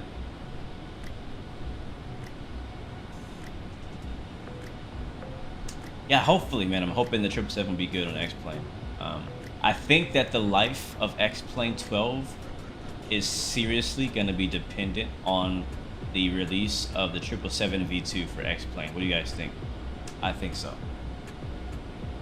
Because that's going to be, I'm not going to say it's the first, but that's like the most anticipated aircraft that's supposed to show like the unlocked potential of X-Plane 12. And if the 777 fails at it, and it's like not a great plane, it's going to make X-Plane 12 look really bad. What are my thoughts on the Dark Star? It's a very interesting plane to have in a simulator. I've only flown it a few times.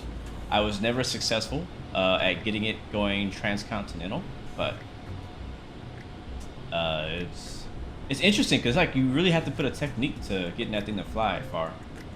But it's pretty interesting. It's nothing like flying. Was it 5-10 times speed of sound? Something like that. Did Top Gun really trick China into thinking the Dark Star was real? That's hilarious. That is really funny.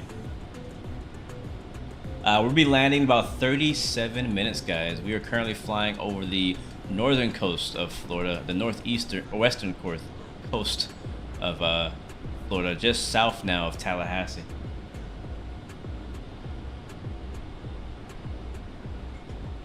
Yeah, so that's one of the reasons that I haven't played X-Plane 12 much lately. Is not because, well, you know, the X-Plane 12 is still progressing, even though it's now in full release. It still has some work to do, but I'm still trying to dial in my own settings for X-Plane 12.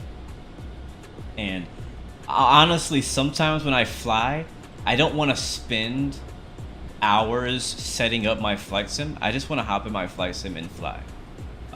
And right now I'm at a stage where there's a lot of setup that I need to do because I had to go and reinstall X-Plane 12. So I lost all of my key bindings, all of my throttle mappings, everything. So I gotta go back and redo all of that. So for me to actually get in and do an X-Plane flight, I'm gonna have to sacrifice an hour at least getting all my controls back to the way they were so that I can then fly and enjoy flying. But I want to. I actually do. I miss flying the Challenger 650. I have really been wanting to fly the Dash 8 Q400 from FlyJ Sim. I really want to fly the MD-11, and I want to fly the A321 Neo from Tolis. My destination is Miami today.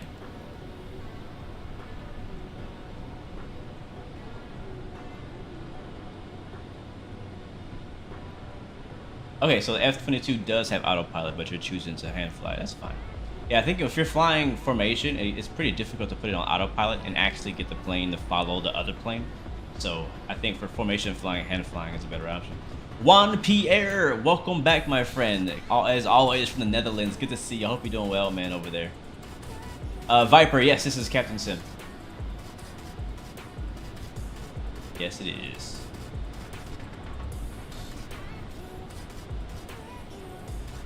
I've been successful getting it to Mach 10, or whatever the Mach is, for the Dark Star. I just haven't been successful at keeping the momentum to make it all the way across the United States with it. That's what I haven't been successful with. And I just stopped trying. I agree, Flight Sim School. I want X-Plane to be successful. Whether I fly it or not, or however often I just decide to fly X-Plane, I want it to be successful. I mean, my channel was honestly based on X-Plane for a while. You know, it started off with Infinite Flight, doing mobile flight simulators. When I got out of mobile flight sims, I transitioned into X-Plane. X-Plane 11, I think, at the time. Did I do 10? I know I played X-Plane 10. I don't know if I was streaming at that time. But, and yeah, so I did a lot of flying. I was always the X-Plane person versus P3D and FSX, right? So I definitely have emotional ties to X-Plane. So I want to be successful. I do, and I want to enjoy it. It's a great sim. They do a great job. It's just, I want this. See this right here? This scenery we got below us that I didn't have to download? I want this in X-Plane. And I kind of have it, because I've downloaded it myself. But I want it for, like, the rest of the world. That's all. And I need to kind of keep working on those clouds as well. Keep working on the clouds, please.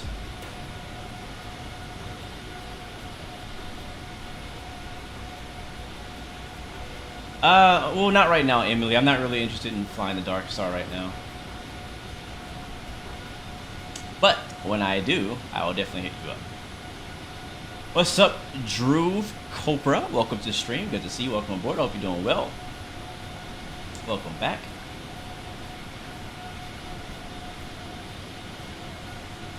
Miami, as the Spanish say.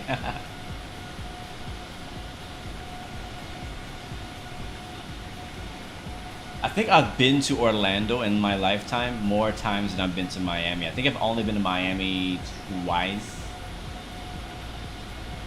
I've never. Let me think about that. Did I go to the beach? I did go to the beach in Miami one time. Yeah. So the one time I went to Miami, I went to the beach. I don't know what happened the other time. I don't remember. But I don't know. When I think of places to go, like on vacation, I don't really think Miami, personally. Unless something else is going on in Miami that I'm going there for, I don't really think Miami. I do like the beach though.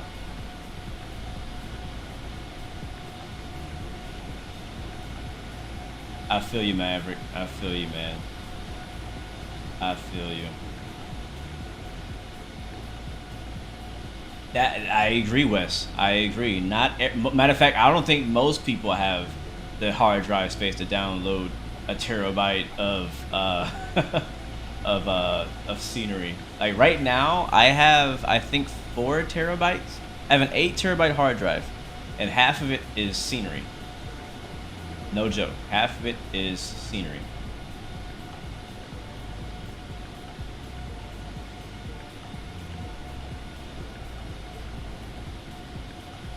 Yes, I agree with that, Kyle. Stock Microsoft Flight Sim feels more complete. X-Plane, you're gonna need to mod it. Kind of like Assetto Corsa, but a little bit better. Is AIG model matching difficult to install and configure? Yeah, it kind of is. It's kind of confusing for sure. I don't even remember how to install it. I did it a long time ago, and I haven't touched it since. Matter of fact, I never deleted my AIG models because I spent so much time actually getting them. So I kept them on my hard drive, and I actually recently switched to FSLTL, whatever they call it. Thank you, Nico, for the follow. Welcome to the Blue Arrow family. Good to see you, my friend. Welcome aboard. I switched to that, so I downloaded those models from the fly-by-wire installer, and then now I just use both. So now I have, so like wherever I have gaps in my liveries, I have either AIG model matching or I have FSTL, TTL. I don't recommend you do both because it's a lot of hard drive space for both. Each of them are significant amounts of hard drive space. So I would just recommend just get FSTL if you can. I recommend that.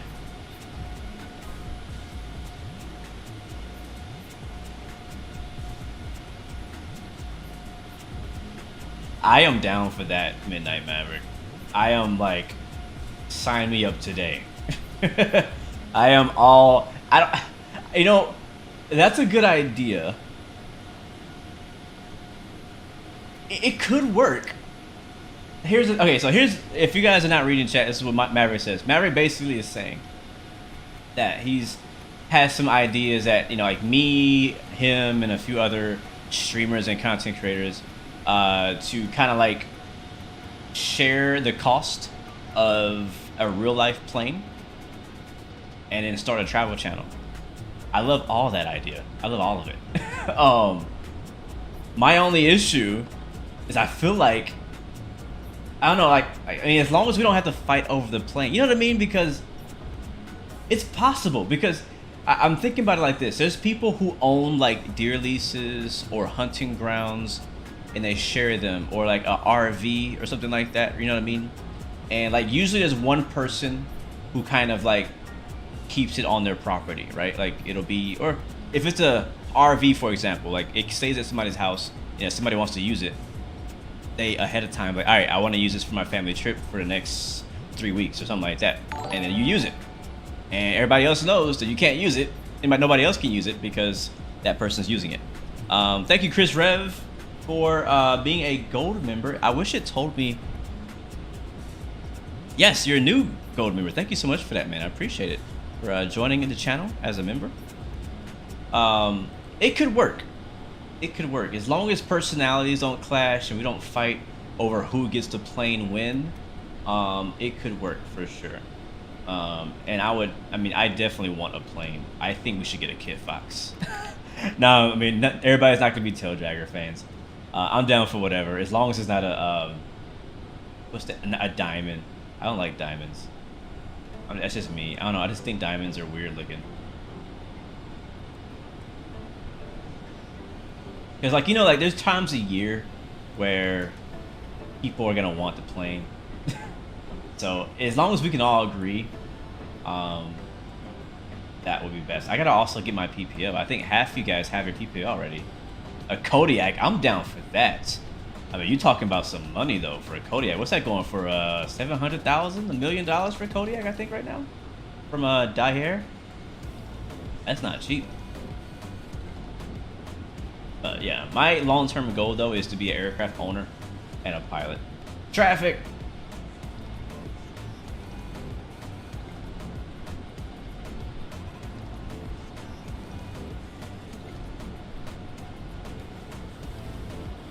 All right, thank you so much, Wrong Side, for the for the tip. Thanks, man.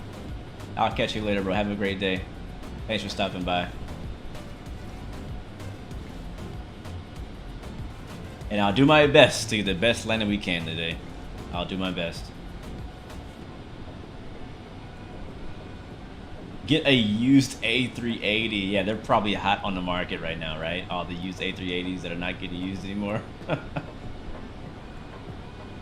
I thought Lufthansa or somebody bought all the used A380s.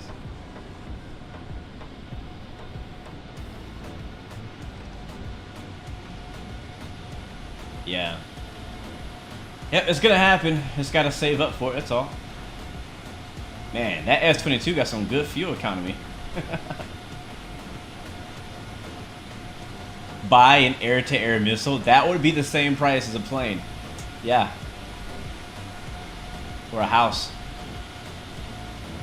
What would I do? What would I do if I had one air-to-air missile? I think if I found some way to buy an air-to-air missile on eBay or the black market, I'm pretty sure the government would be at my door the next day.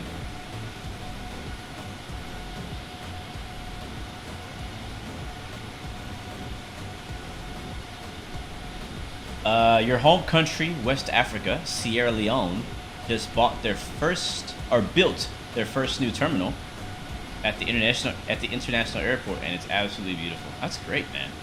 Would love to see it.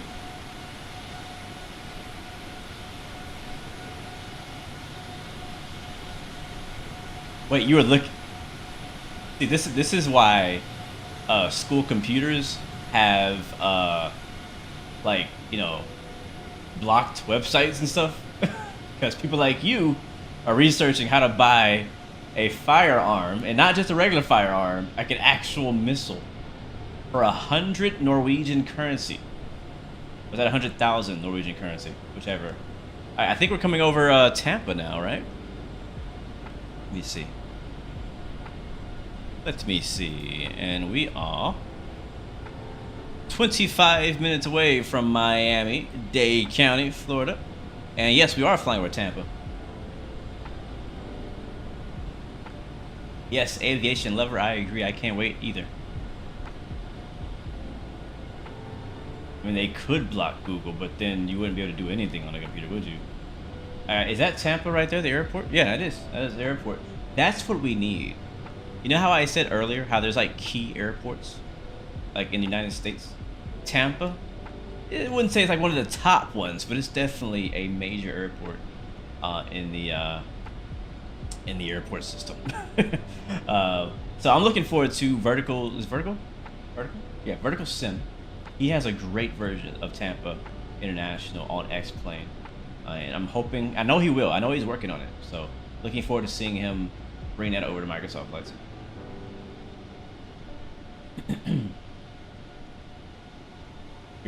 Your friend was playing Call of Duty on the black web during an exam, so they had to reset all the computers. Wow. Wow. Need some private jets on Microsoft Flight Sim? Yeah, we could always have more private jets. What do we have right now? We have the Citation Mustang. It's actually a pretty solid plane. I have a video about it. It's a small jet, though. It's not like the kind of jet you're probably talking about. You're probably talking about like a medium-sized private jet, right? So far, we really only have like the light private jet. So the Citation Mustang. We have the Cirrus jet that just came out recently. I still love that plane. We have the Longitude, which is about to get a major overhaul. Matter of fact, I think it already has. If you have Microsoft beta. So whenever that comes over to the public, which is what I'm flying on right now, I'm definitely going to be flying that plane. I might even take it with me on the Formula One World Tour as one of my long-haul private jets. Might do that. What other private jet do we have? We have the Citation. What's the one Citation we have a mod for? The default one. That one's pretty good. It's about to get even better.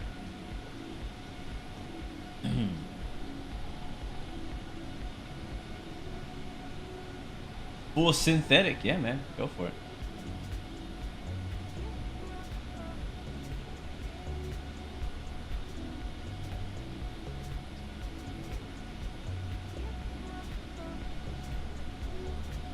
So you search the air-to-air missile and you click shopping. I'm like honestly scared to search it on my computer because I don't want the government following me for the next 6 months. And trust me, they do. I watched this, I think it's a documentary or something like that. On, I don't know what show. It was basically terrorist attacks that almost happened in the United States. Or no, was it everywhere? I can't remember. I think it was everywhere. Yeah, it was everywhere. It was worldwide. And it's really interesting. It's on top of the scent. We're good. It was really interesting. It would show how they would get some kind of lead on some person who's a potential terrorist, and they would, you know, start monitoring their calls and start monitoring them and stuff like that. Like legit, like watching these people for like months at a time. And that's how they get the intel to know, hey, this guy is building a bomb. He's either with an organization or he's not. And they would try and stop them before this person commits the act that they're attempting to do. Really interesting show. And I think, who was it that I know? I know a guy who works like in that type of intelligence, like some kind of security, like cyber security. Can't remember who it is, but like we can't even talk about his job. Like it's that classified.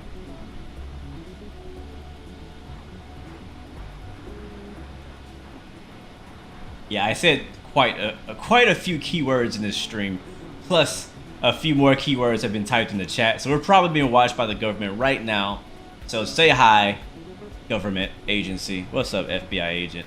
Good to see you. Welcome aboard. Have a blessed day. Hope you're doing well. Only bombs we drop on this chat are not even F-bombs. We drop AIM 920s.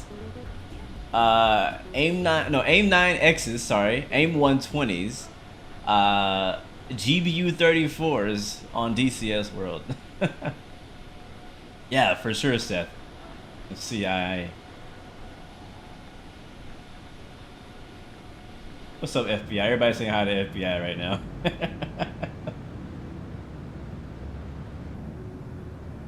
I mean, we have a freaking government escort with us, so we should be fine. Where'd he go? There he is, in the F-22. Like, what harm can we do?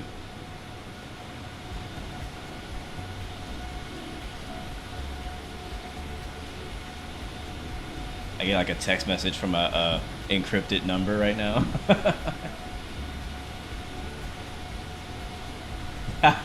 Can you find my missing dad? That's funny.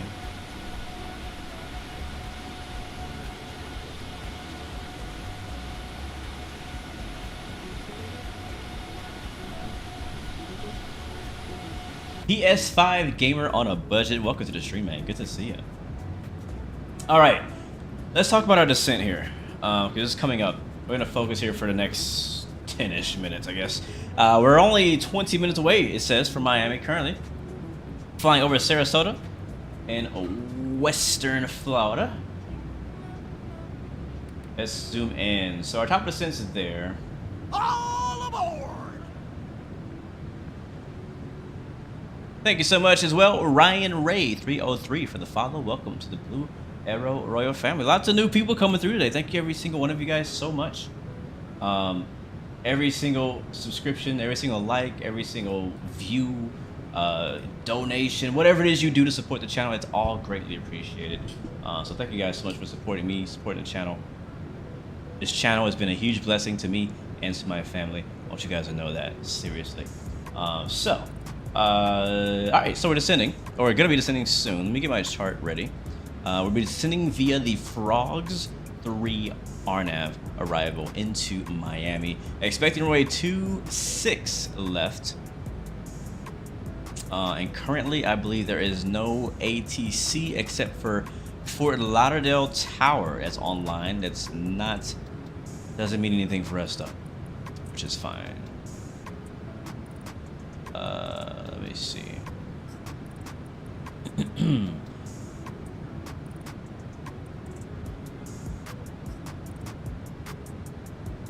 This is when you find out that Toby Tracker is a government agency.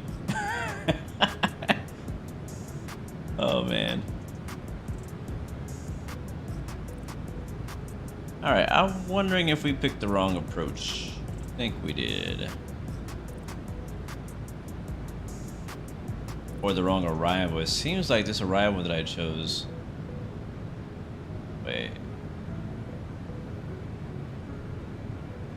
Okay, so we actually need to transition on the south of the airport, which would be at Tubbs. See if it'll let me change that. Hopefully it does. So departure arrival.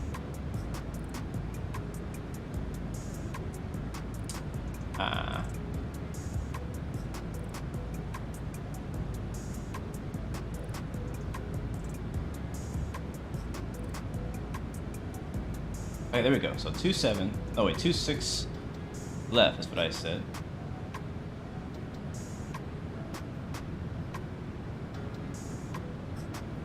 Right? Is that right? Yeah, 26 left. Where's it at?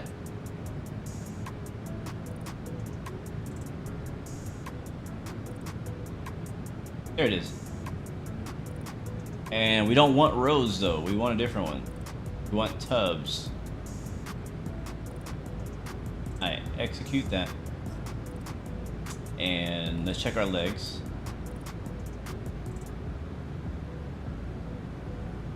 Alright, top of the descent's coming up in, what's that? 20 miles? 10 miles? 10 miles. So let's set our altitude to our bottom of the descent, which for us is gonna be... before we do that, let's connect this. I'm gonna go Tubbs. And we'll put it here instead of vectors. And we'll execute that. And I'm gonna set to 5,000 feet.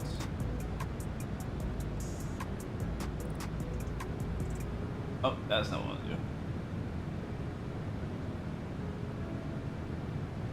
Alright, and now we'll see. I'm not gonna mess with it. You know, I feel like every time I fly this plane, it's more of a test to see if it'll actually do what we expect it to do. So what it should do here, we set our bottom of altitude, 5,000 feet. We have 5,000 set in the FMS. We have a top of descent mark coming up on our screen. It's a Boeing aircraft, which means it should descend on its own when it gets to the top of the descent. We're gonna find out here in a second if it will. That's what it's supposed to do.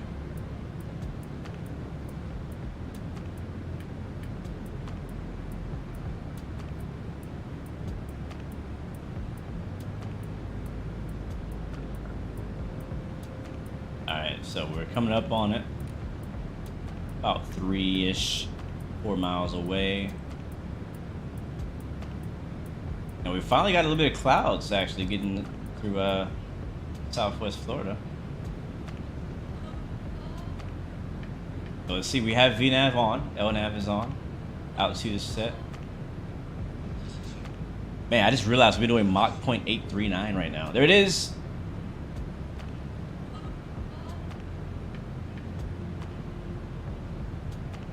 Yep, it's doing it. It worked. I didn't have to put any altitudes in manually. Didn't have to press anything. Just descending on its own. Have I seen the movie Devotion? No, I haven't. Yeah, I'll tell you this much, man. This plane, when it works with the mods and all that, it can be enjoyable, right? But it can also be frustrating and inconsistent. Like you just said, you did the same thing I just did, and it didn't work for you.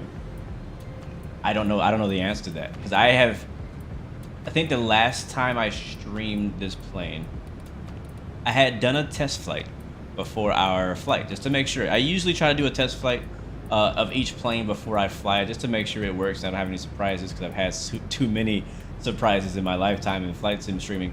And I remember doing a test flight. Everything worked perfectly. I went live. Everything went wrong. I didn't do anything different. The exact same stuff, and it didn't work. So, yeah, I don't know.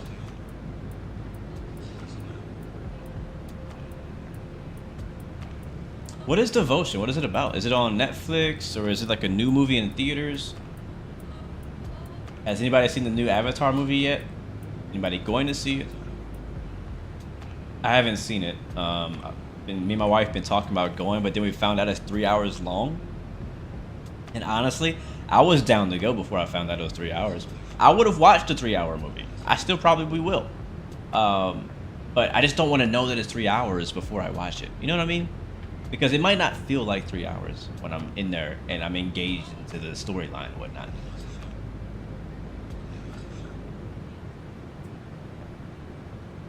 Yes, Simmer 320, this is the Salty Mod, my friend. Welcome aboard, good to see you. This wing view is for you. We are descending into Miami.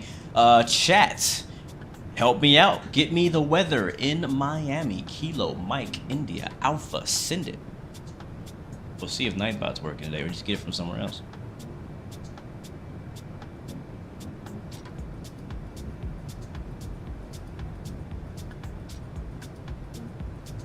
Drex, you're thinking about getting, or you were thinking about getting the Captain Sim 777 to use in a pilot's life. I think that's what APC is. Is that what APC is? Is that what you're saying? A pilot's life? Not sure. That's what APC 2 means. Or if you typed it in wrong. But, speaking of a pilot's life, I need to give you guys an update. I was hoping to release the next video of that virtual pilot series last week, but nobody wants to hire me.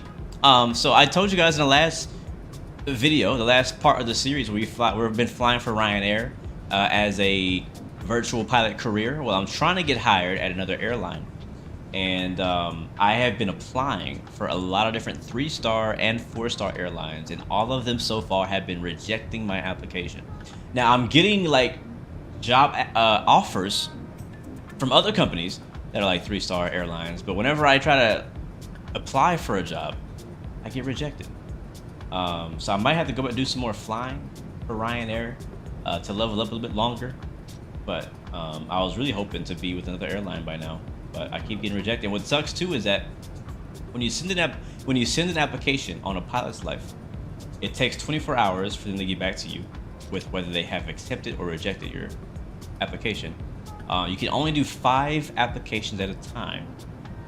And when you get rejected, you have to wait a whole 7 real-life days to actually apply for another application, which sucks. So, yeah, that's where I'm at right now. Nobody wants to hire Blue. We're landing on runway 26 left in Miami. So we'll be flying over Miami, over the city of Miami for this landing. I have Latin VFRs, Miami. I should definitely mention that. Yeah, we're using Latin VFRs, Miami International Airport. Clouds are all the way down to 4,000 feet. Thanks, man, for the info.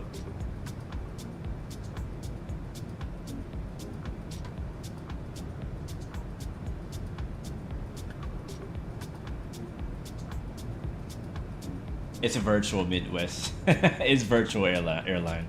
A pilot's life is a third-party application that you can use alongside Microsoft Flight Sim that allows you to kind of like go through like a pilot's life. You start off with no job, no money, and you can go apply at different airlines. They'll hire you. You start flying for these virtual airlines in the system, and you start earning money, earning experience points. It gives you grades on your flights, and you have to do things correctly. But at whatever point you decide, you can leave that airline and go apply for another airline. So I am still with my first airline, which is currently Ryanair UK. And I've been enjoying flying with them. They've had some pretty cool routes, but I'm hoping to get a new job somewhere else now that I'm a bit more experienced. All right, so QNH in Miami is 3011. Cool. No problem, Maverick. Hey man, you got to work at some point, right? Okay, we're descending so far. Looks like autopilot's doing, well, you know, things. I'm gonna get the full weather report here from Navigraph charts. So far, FedEx is winning the battle of the best favorite airline. 44% for FedEx, 27% for UPS, 22% for DHL, and only 7% for Atlas. That's why I wasn't gonna put Atlas on the list. I know we got a few people who like it, but they weren't gonna win. They weren't gonna win. I like Atlas Air too, but and my mouse is really being weird today, really being slow. All right, winds in Miami. It is VFR. Winds are 160 at 6 knots. Visibility is clear. Few at 4,000. Broken at 6,000. Broken at 28,000. And do we see 28,000?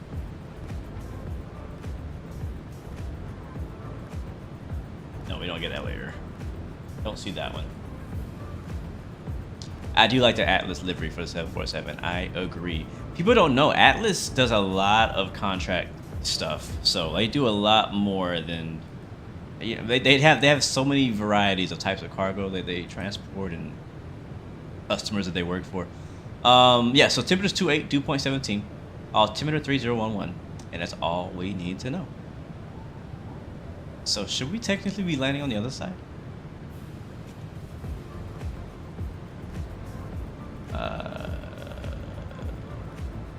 We'll be all right. Look at a crosswind.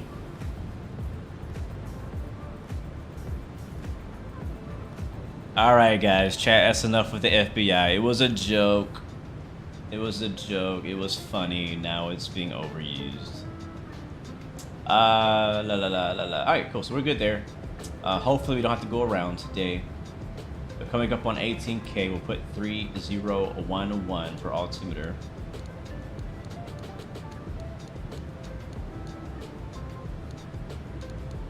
There we go. That's one off. All aboard!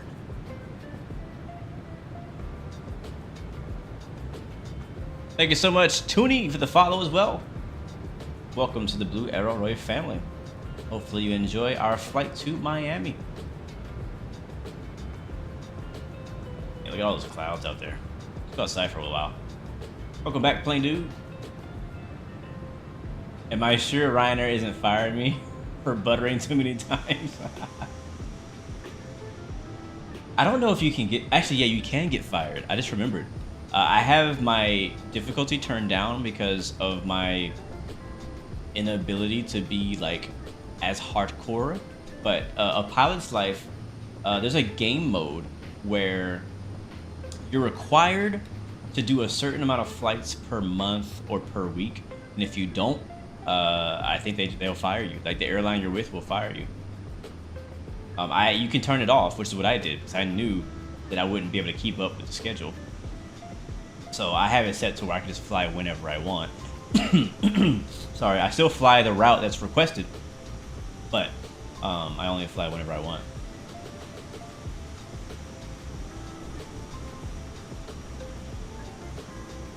Yeah, man, I hope my PC is in the back of this plane. Still waiting to make that happen.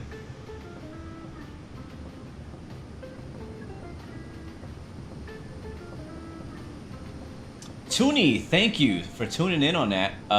Toonie is here to confirm that there are no flight attendants on FedEx cargo flights.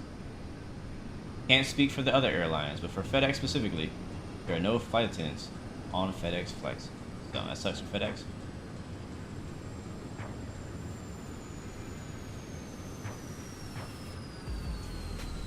Thank you, AP Duke, for the weather.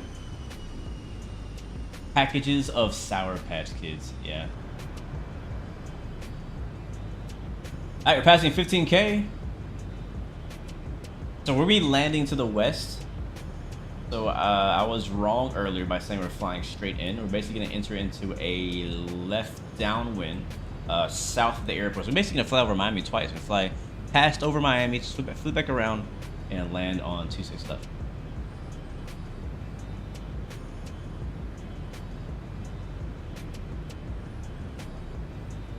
Well, we were asking earlier if, you know, cargo planes have flight attendants, you know, for the crew, not, you know, for passengers, but like, I mean, think about it, like even business jets, they have 1 or 2 flight attendants on board, you know, to serve the 1 or 2 or a few passengers on there.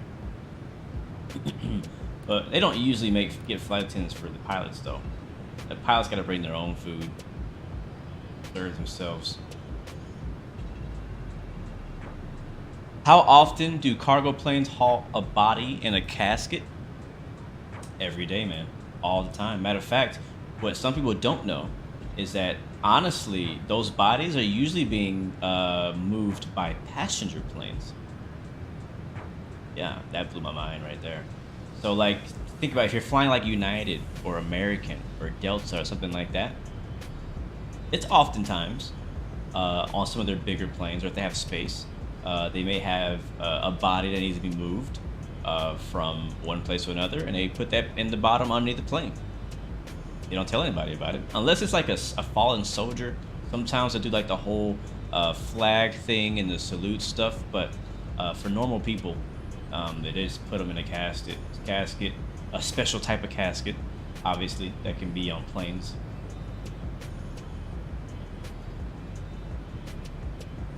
I can't remember where I saw it, but I heard somewhere that they put legit whales on the back of some of these cargo planes, like a whole whale. Like a whole whale. Like whales are under freaking water and they put them in the back of a plane and ship them to other sides of the country. That's crazy to me. I would just love to personally just to know what's in the side of a cargo plane. I know usually it's probably classified. Usually you don't, there's no information publicly that we can see to know what's inside of a cargo plane, but there's some wild stuff that they ship by plane. Your sister joined the army in October? Nice. Yes. Look, was that lightning? Did you just see lightning right there? Is there a weather radar in this plane? Alright, here comes 10,000 feet going into the soup. Cloud surfing right now, man. I don't want to look down right now because we're cloud surfing.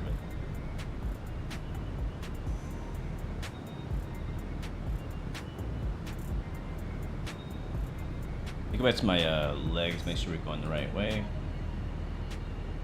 We might be able to make a shortcut on one of these waypoints.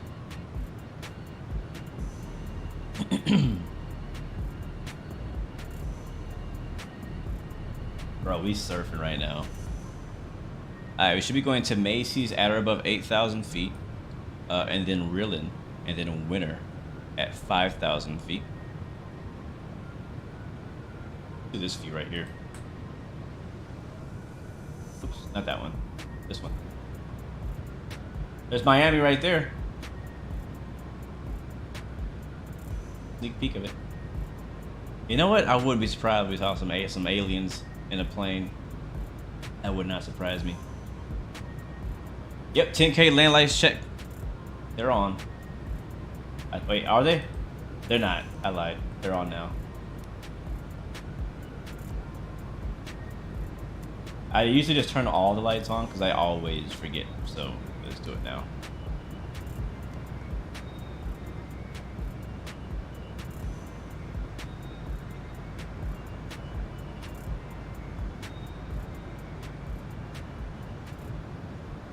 Alright, so what I'm going to do, I'm going to turn off the AI traffic. I don't want to. Because I could use the extra frames here. I'm going to turn off the AI traffic. Hopefully it doesn't crash anything. Yeah, it's a bit smoother now.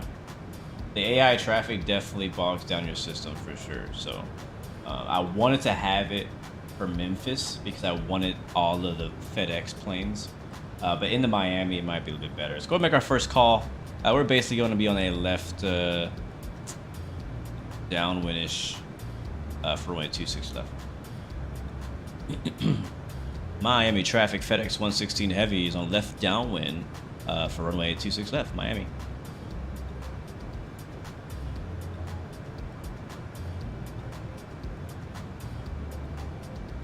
And we're also going to get flight control replay queued up as well. We can watch our replay of our butter smooth landing that's about to happen. Because it's 100% guaranteed we're going to get a butter right now.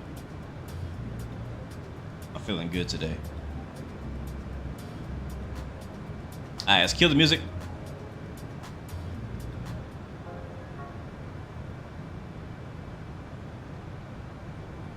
So as we saw in the METAR, we're expecting clouds down to about as low as 4,000. Right now, we are definitely too fast.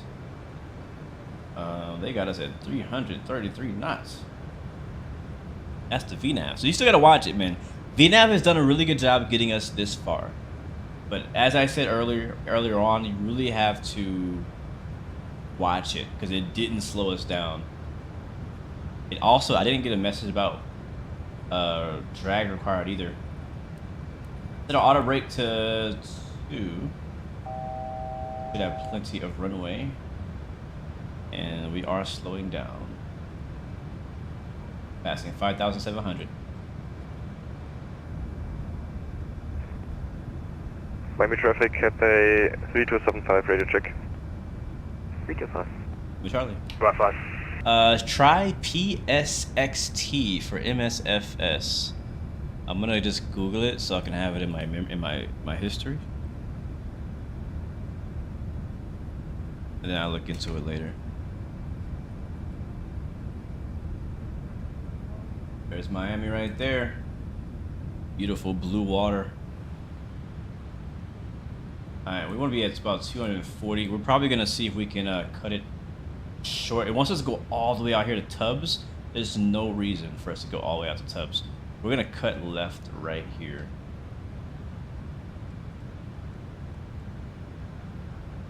So 3,000 feet. Little bumpy.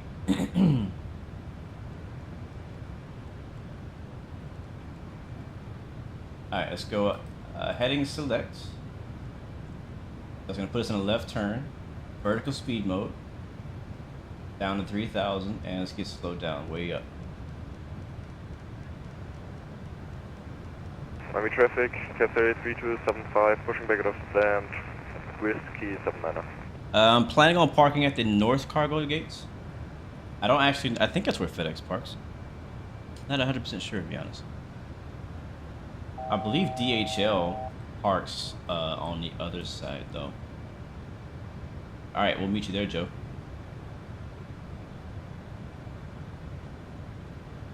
It destroys your PSU, oof, or your CPU, I should say. All right, 3,000 should be fine. Let's keep that turn coming.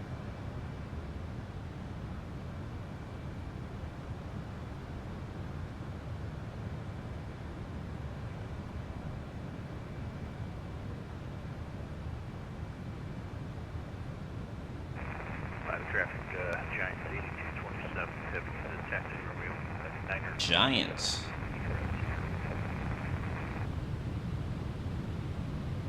We are almost there, guys.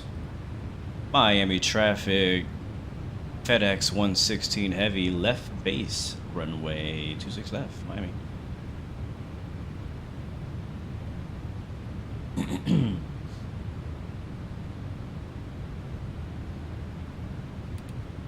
All right. Oh, look, a Carnival cruise ship. We're landing west, Chad. I'm not sure if the escort's still with us. Look at the ship traffic coming in. That's pretty cool. That reminds me, there's like a ship mod that you can get that like adds ship traffic to like the whole world. Alright, flaps. And I need to update it. It is updated. I think it's called GAIST or something. I'm not sure what that means, but Get it updated. Alright, we are picking up the ILS, which is a good sign. I'm hoping the ILS will work. That part I don't know. Alright, we're making a left turn to the left. Oh, we got traffic ahead above us at United. Is that a generic Boeing 737? Alright, approach mode, activate. I made my call. I didn't hear anybody else. So until we're turning final here. Miami traffic. Fedex 116 heavy turning final runway 26 left on the ILS. Miami. I turned off AI. Remember, so these are real people now.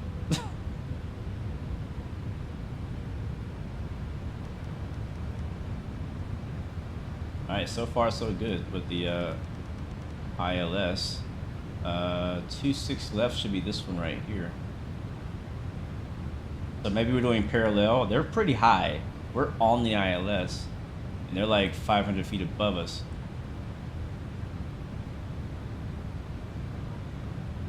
All right, more flaps. Go and arm our speed brakes.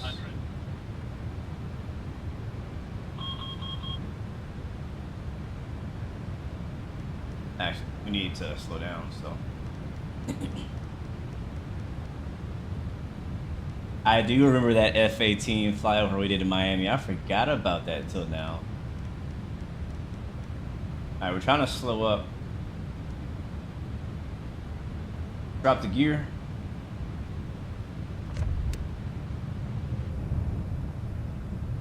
Right over Miami. Alright guys, let's get it. Replay mode. Record. No, don't load. Just kidding. Do not load. That would ruin everything.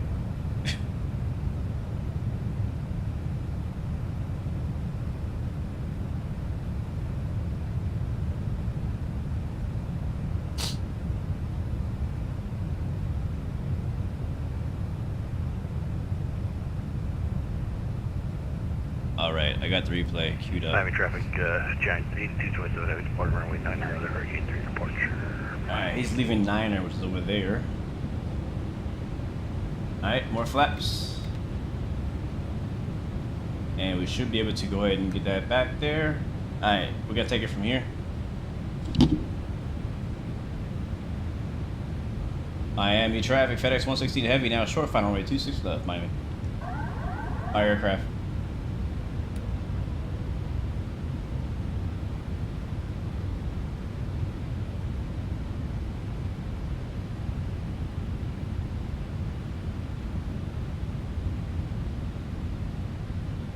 We got traffic departing right ahead of us on the runway.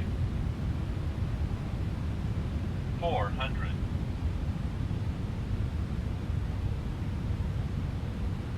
300.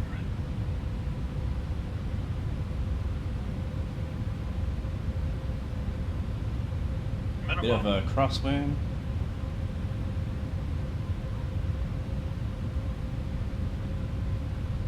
100. 50, 40, 30, 20, 10.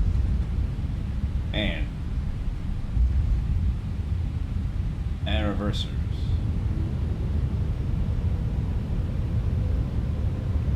Nice landing, blue game.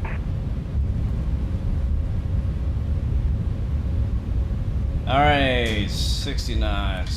We're gonna have to go right to the cargo. Ooh, high speed exit. Holding the toe brakes.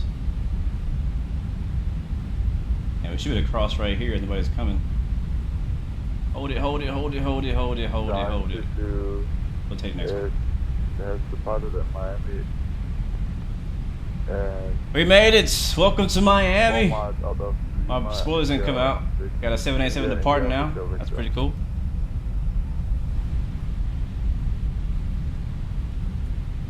Miami traffic. FedEx 116 heavy crossing 26 right. I think it's 26 right.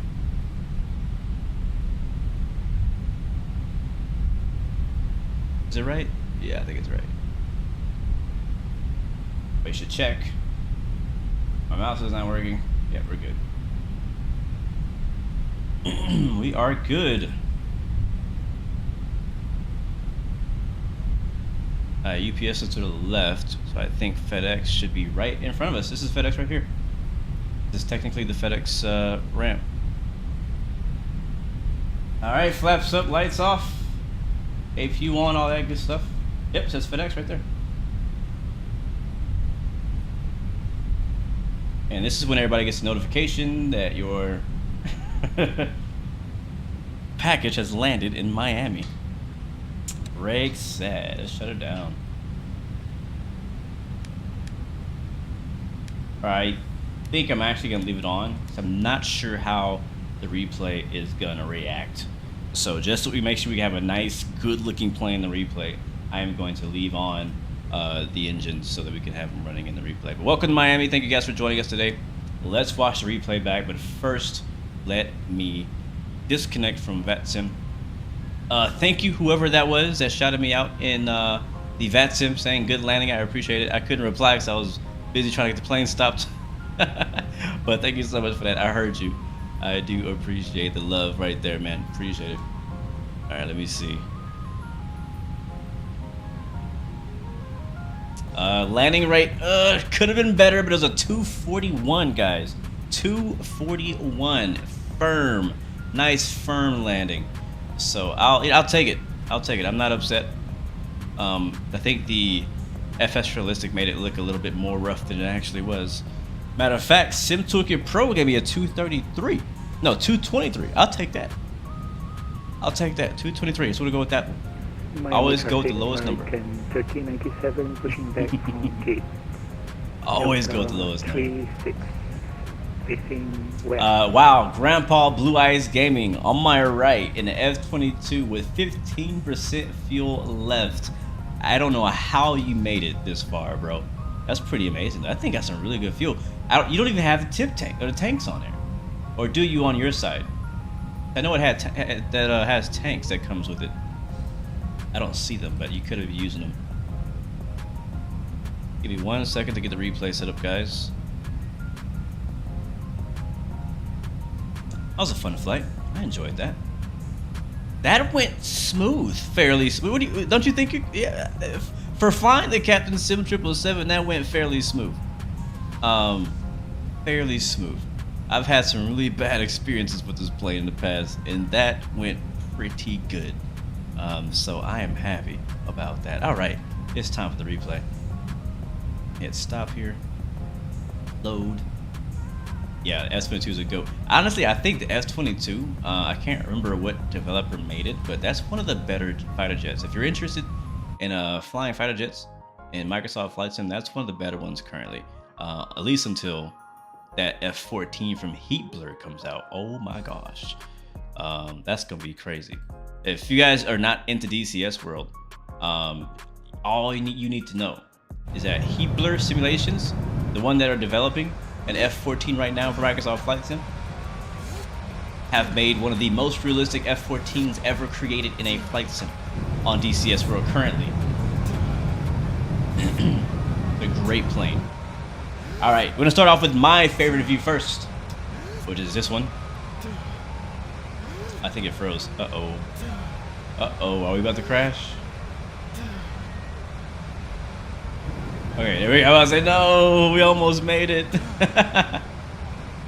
Alright, we'll start from right around here. For some reason, we're pulling G's.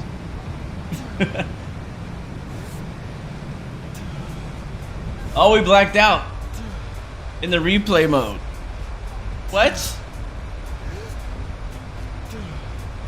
What? I guess we're watching it from outside. Oh, look at that. Look at that. Beautiful.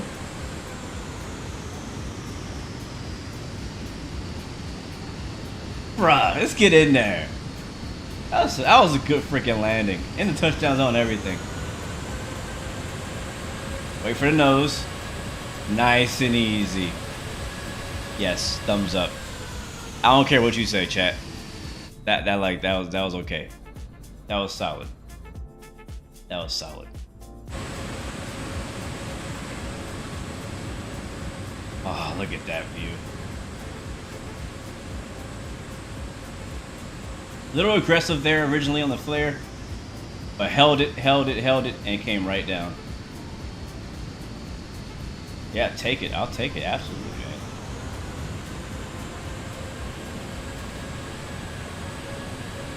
Ah, beautiful. I love it. I do. One thing I want to be changed. FS Realistic, in order to give you that touchdown like camera shake, what it actually does, and you see it in this replay, it actually shakes the entire plane. I don't like that, because then when you watch it in the replay, the whole plane is shaking when you touch down, rather than it actually only manipulating the camera during the touchdown sequence. So I don't like that, but hopefully they can fix it soon when they update it.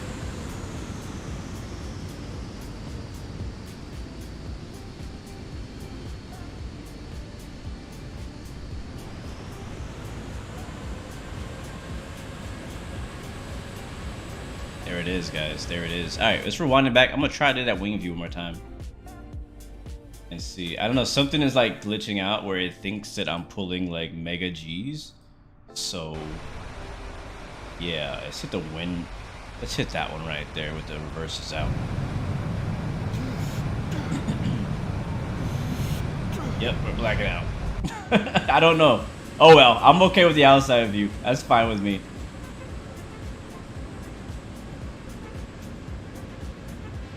Yeah, I wish I could be a little bit smoother in transition into the flare, but it's a little twitchy, a little touchy there, but we got it in there. And as far as center line though, that we didn't do so well. You can see if we look from behind the aircraft, where do we touch down at? Let's watch from behind. This view right here tells no lies. See a bit of a crab, so we're in a bit of a crab there.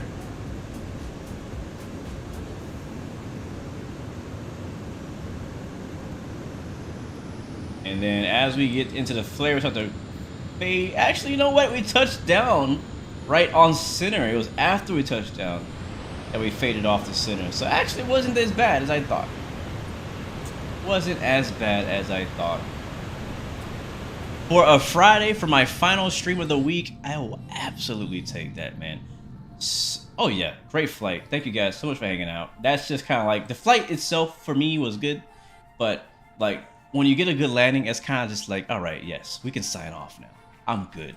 I'm like, literally after this stream is over, I'm gonna unplug my yoke and plug back in my racing wheel, and I'm going racing. I'm not even kidding. Or I might do some trains. I don't know which one I'm gonna do yet.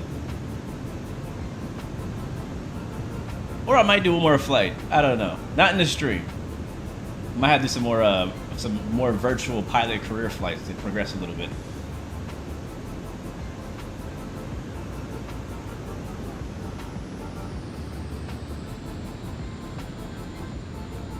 Yeah, I'll take that. Well, guys, that's it for today. We're in Miami now. Packages have been delivered. Our job is done here. New Memphis now out if you're interested in running some cargo runs. There is the new Memphis scenery out on the Orbix Direct store.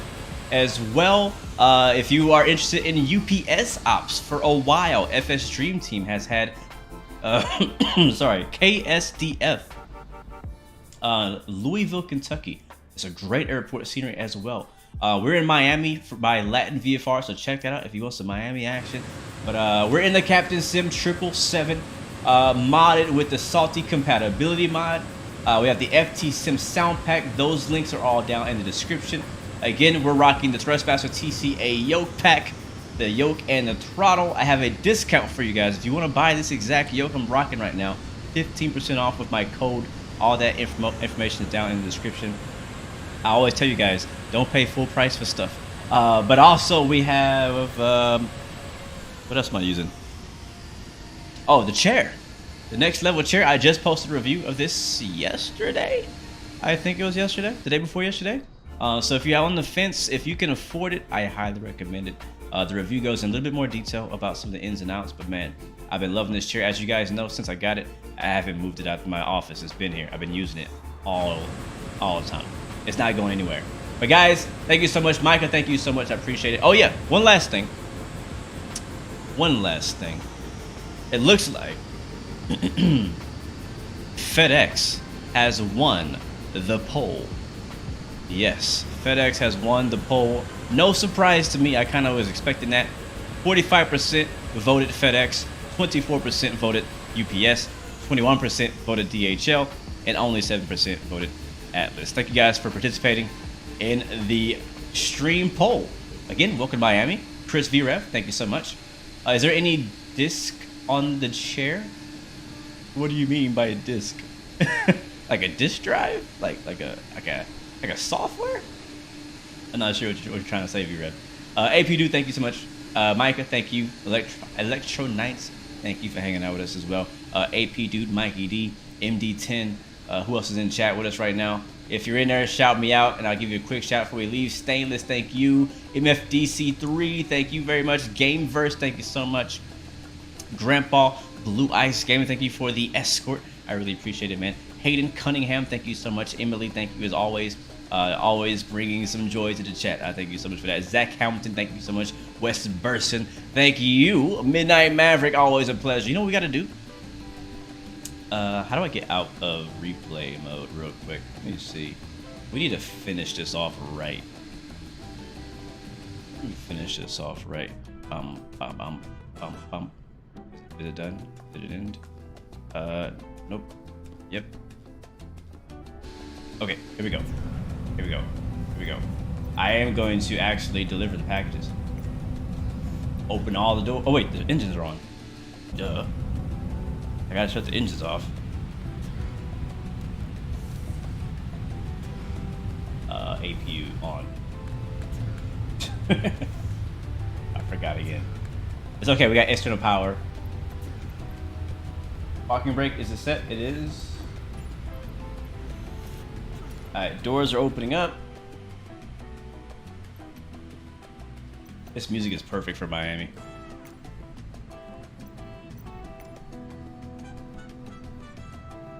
And request deboarding. The boarding requested. We'll take Swissport.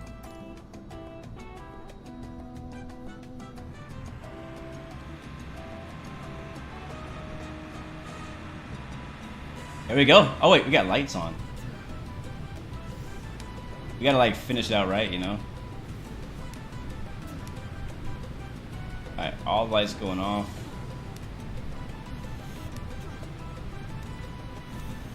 There we go. Alright, now we're deboarding. Daryl, thank you, my friend. Furl MLG, thank you again. Stainless, thank you so much, my friend. Yes, the chair is $7.99 on Amazon right now. Mampati, thank you so much as well. Downrange, thank you so much. Sadly, I don't have a discount on the chair. I wish I did. I really wish I did, because I would be all over that. But like, yeah, man, saves people some money. Thank you so much as well, Lisa Floyd, for the subscription. Welcome to the Blue Arrow family. I thank you very, very much for that. But yeah, if you have any more questions, you can always try to reach out to me on Discord. Hello, doggy. You want to see my doggy? You want to see my doggy? Hold on, stay right there. Don't move.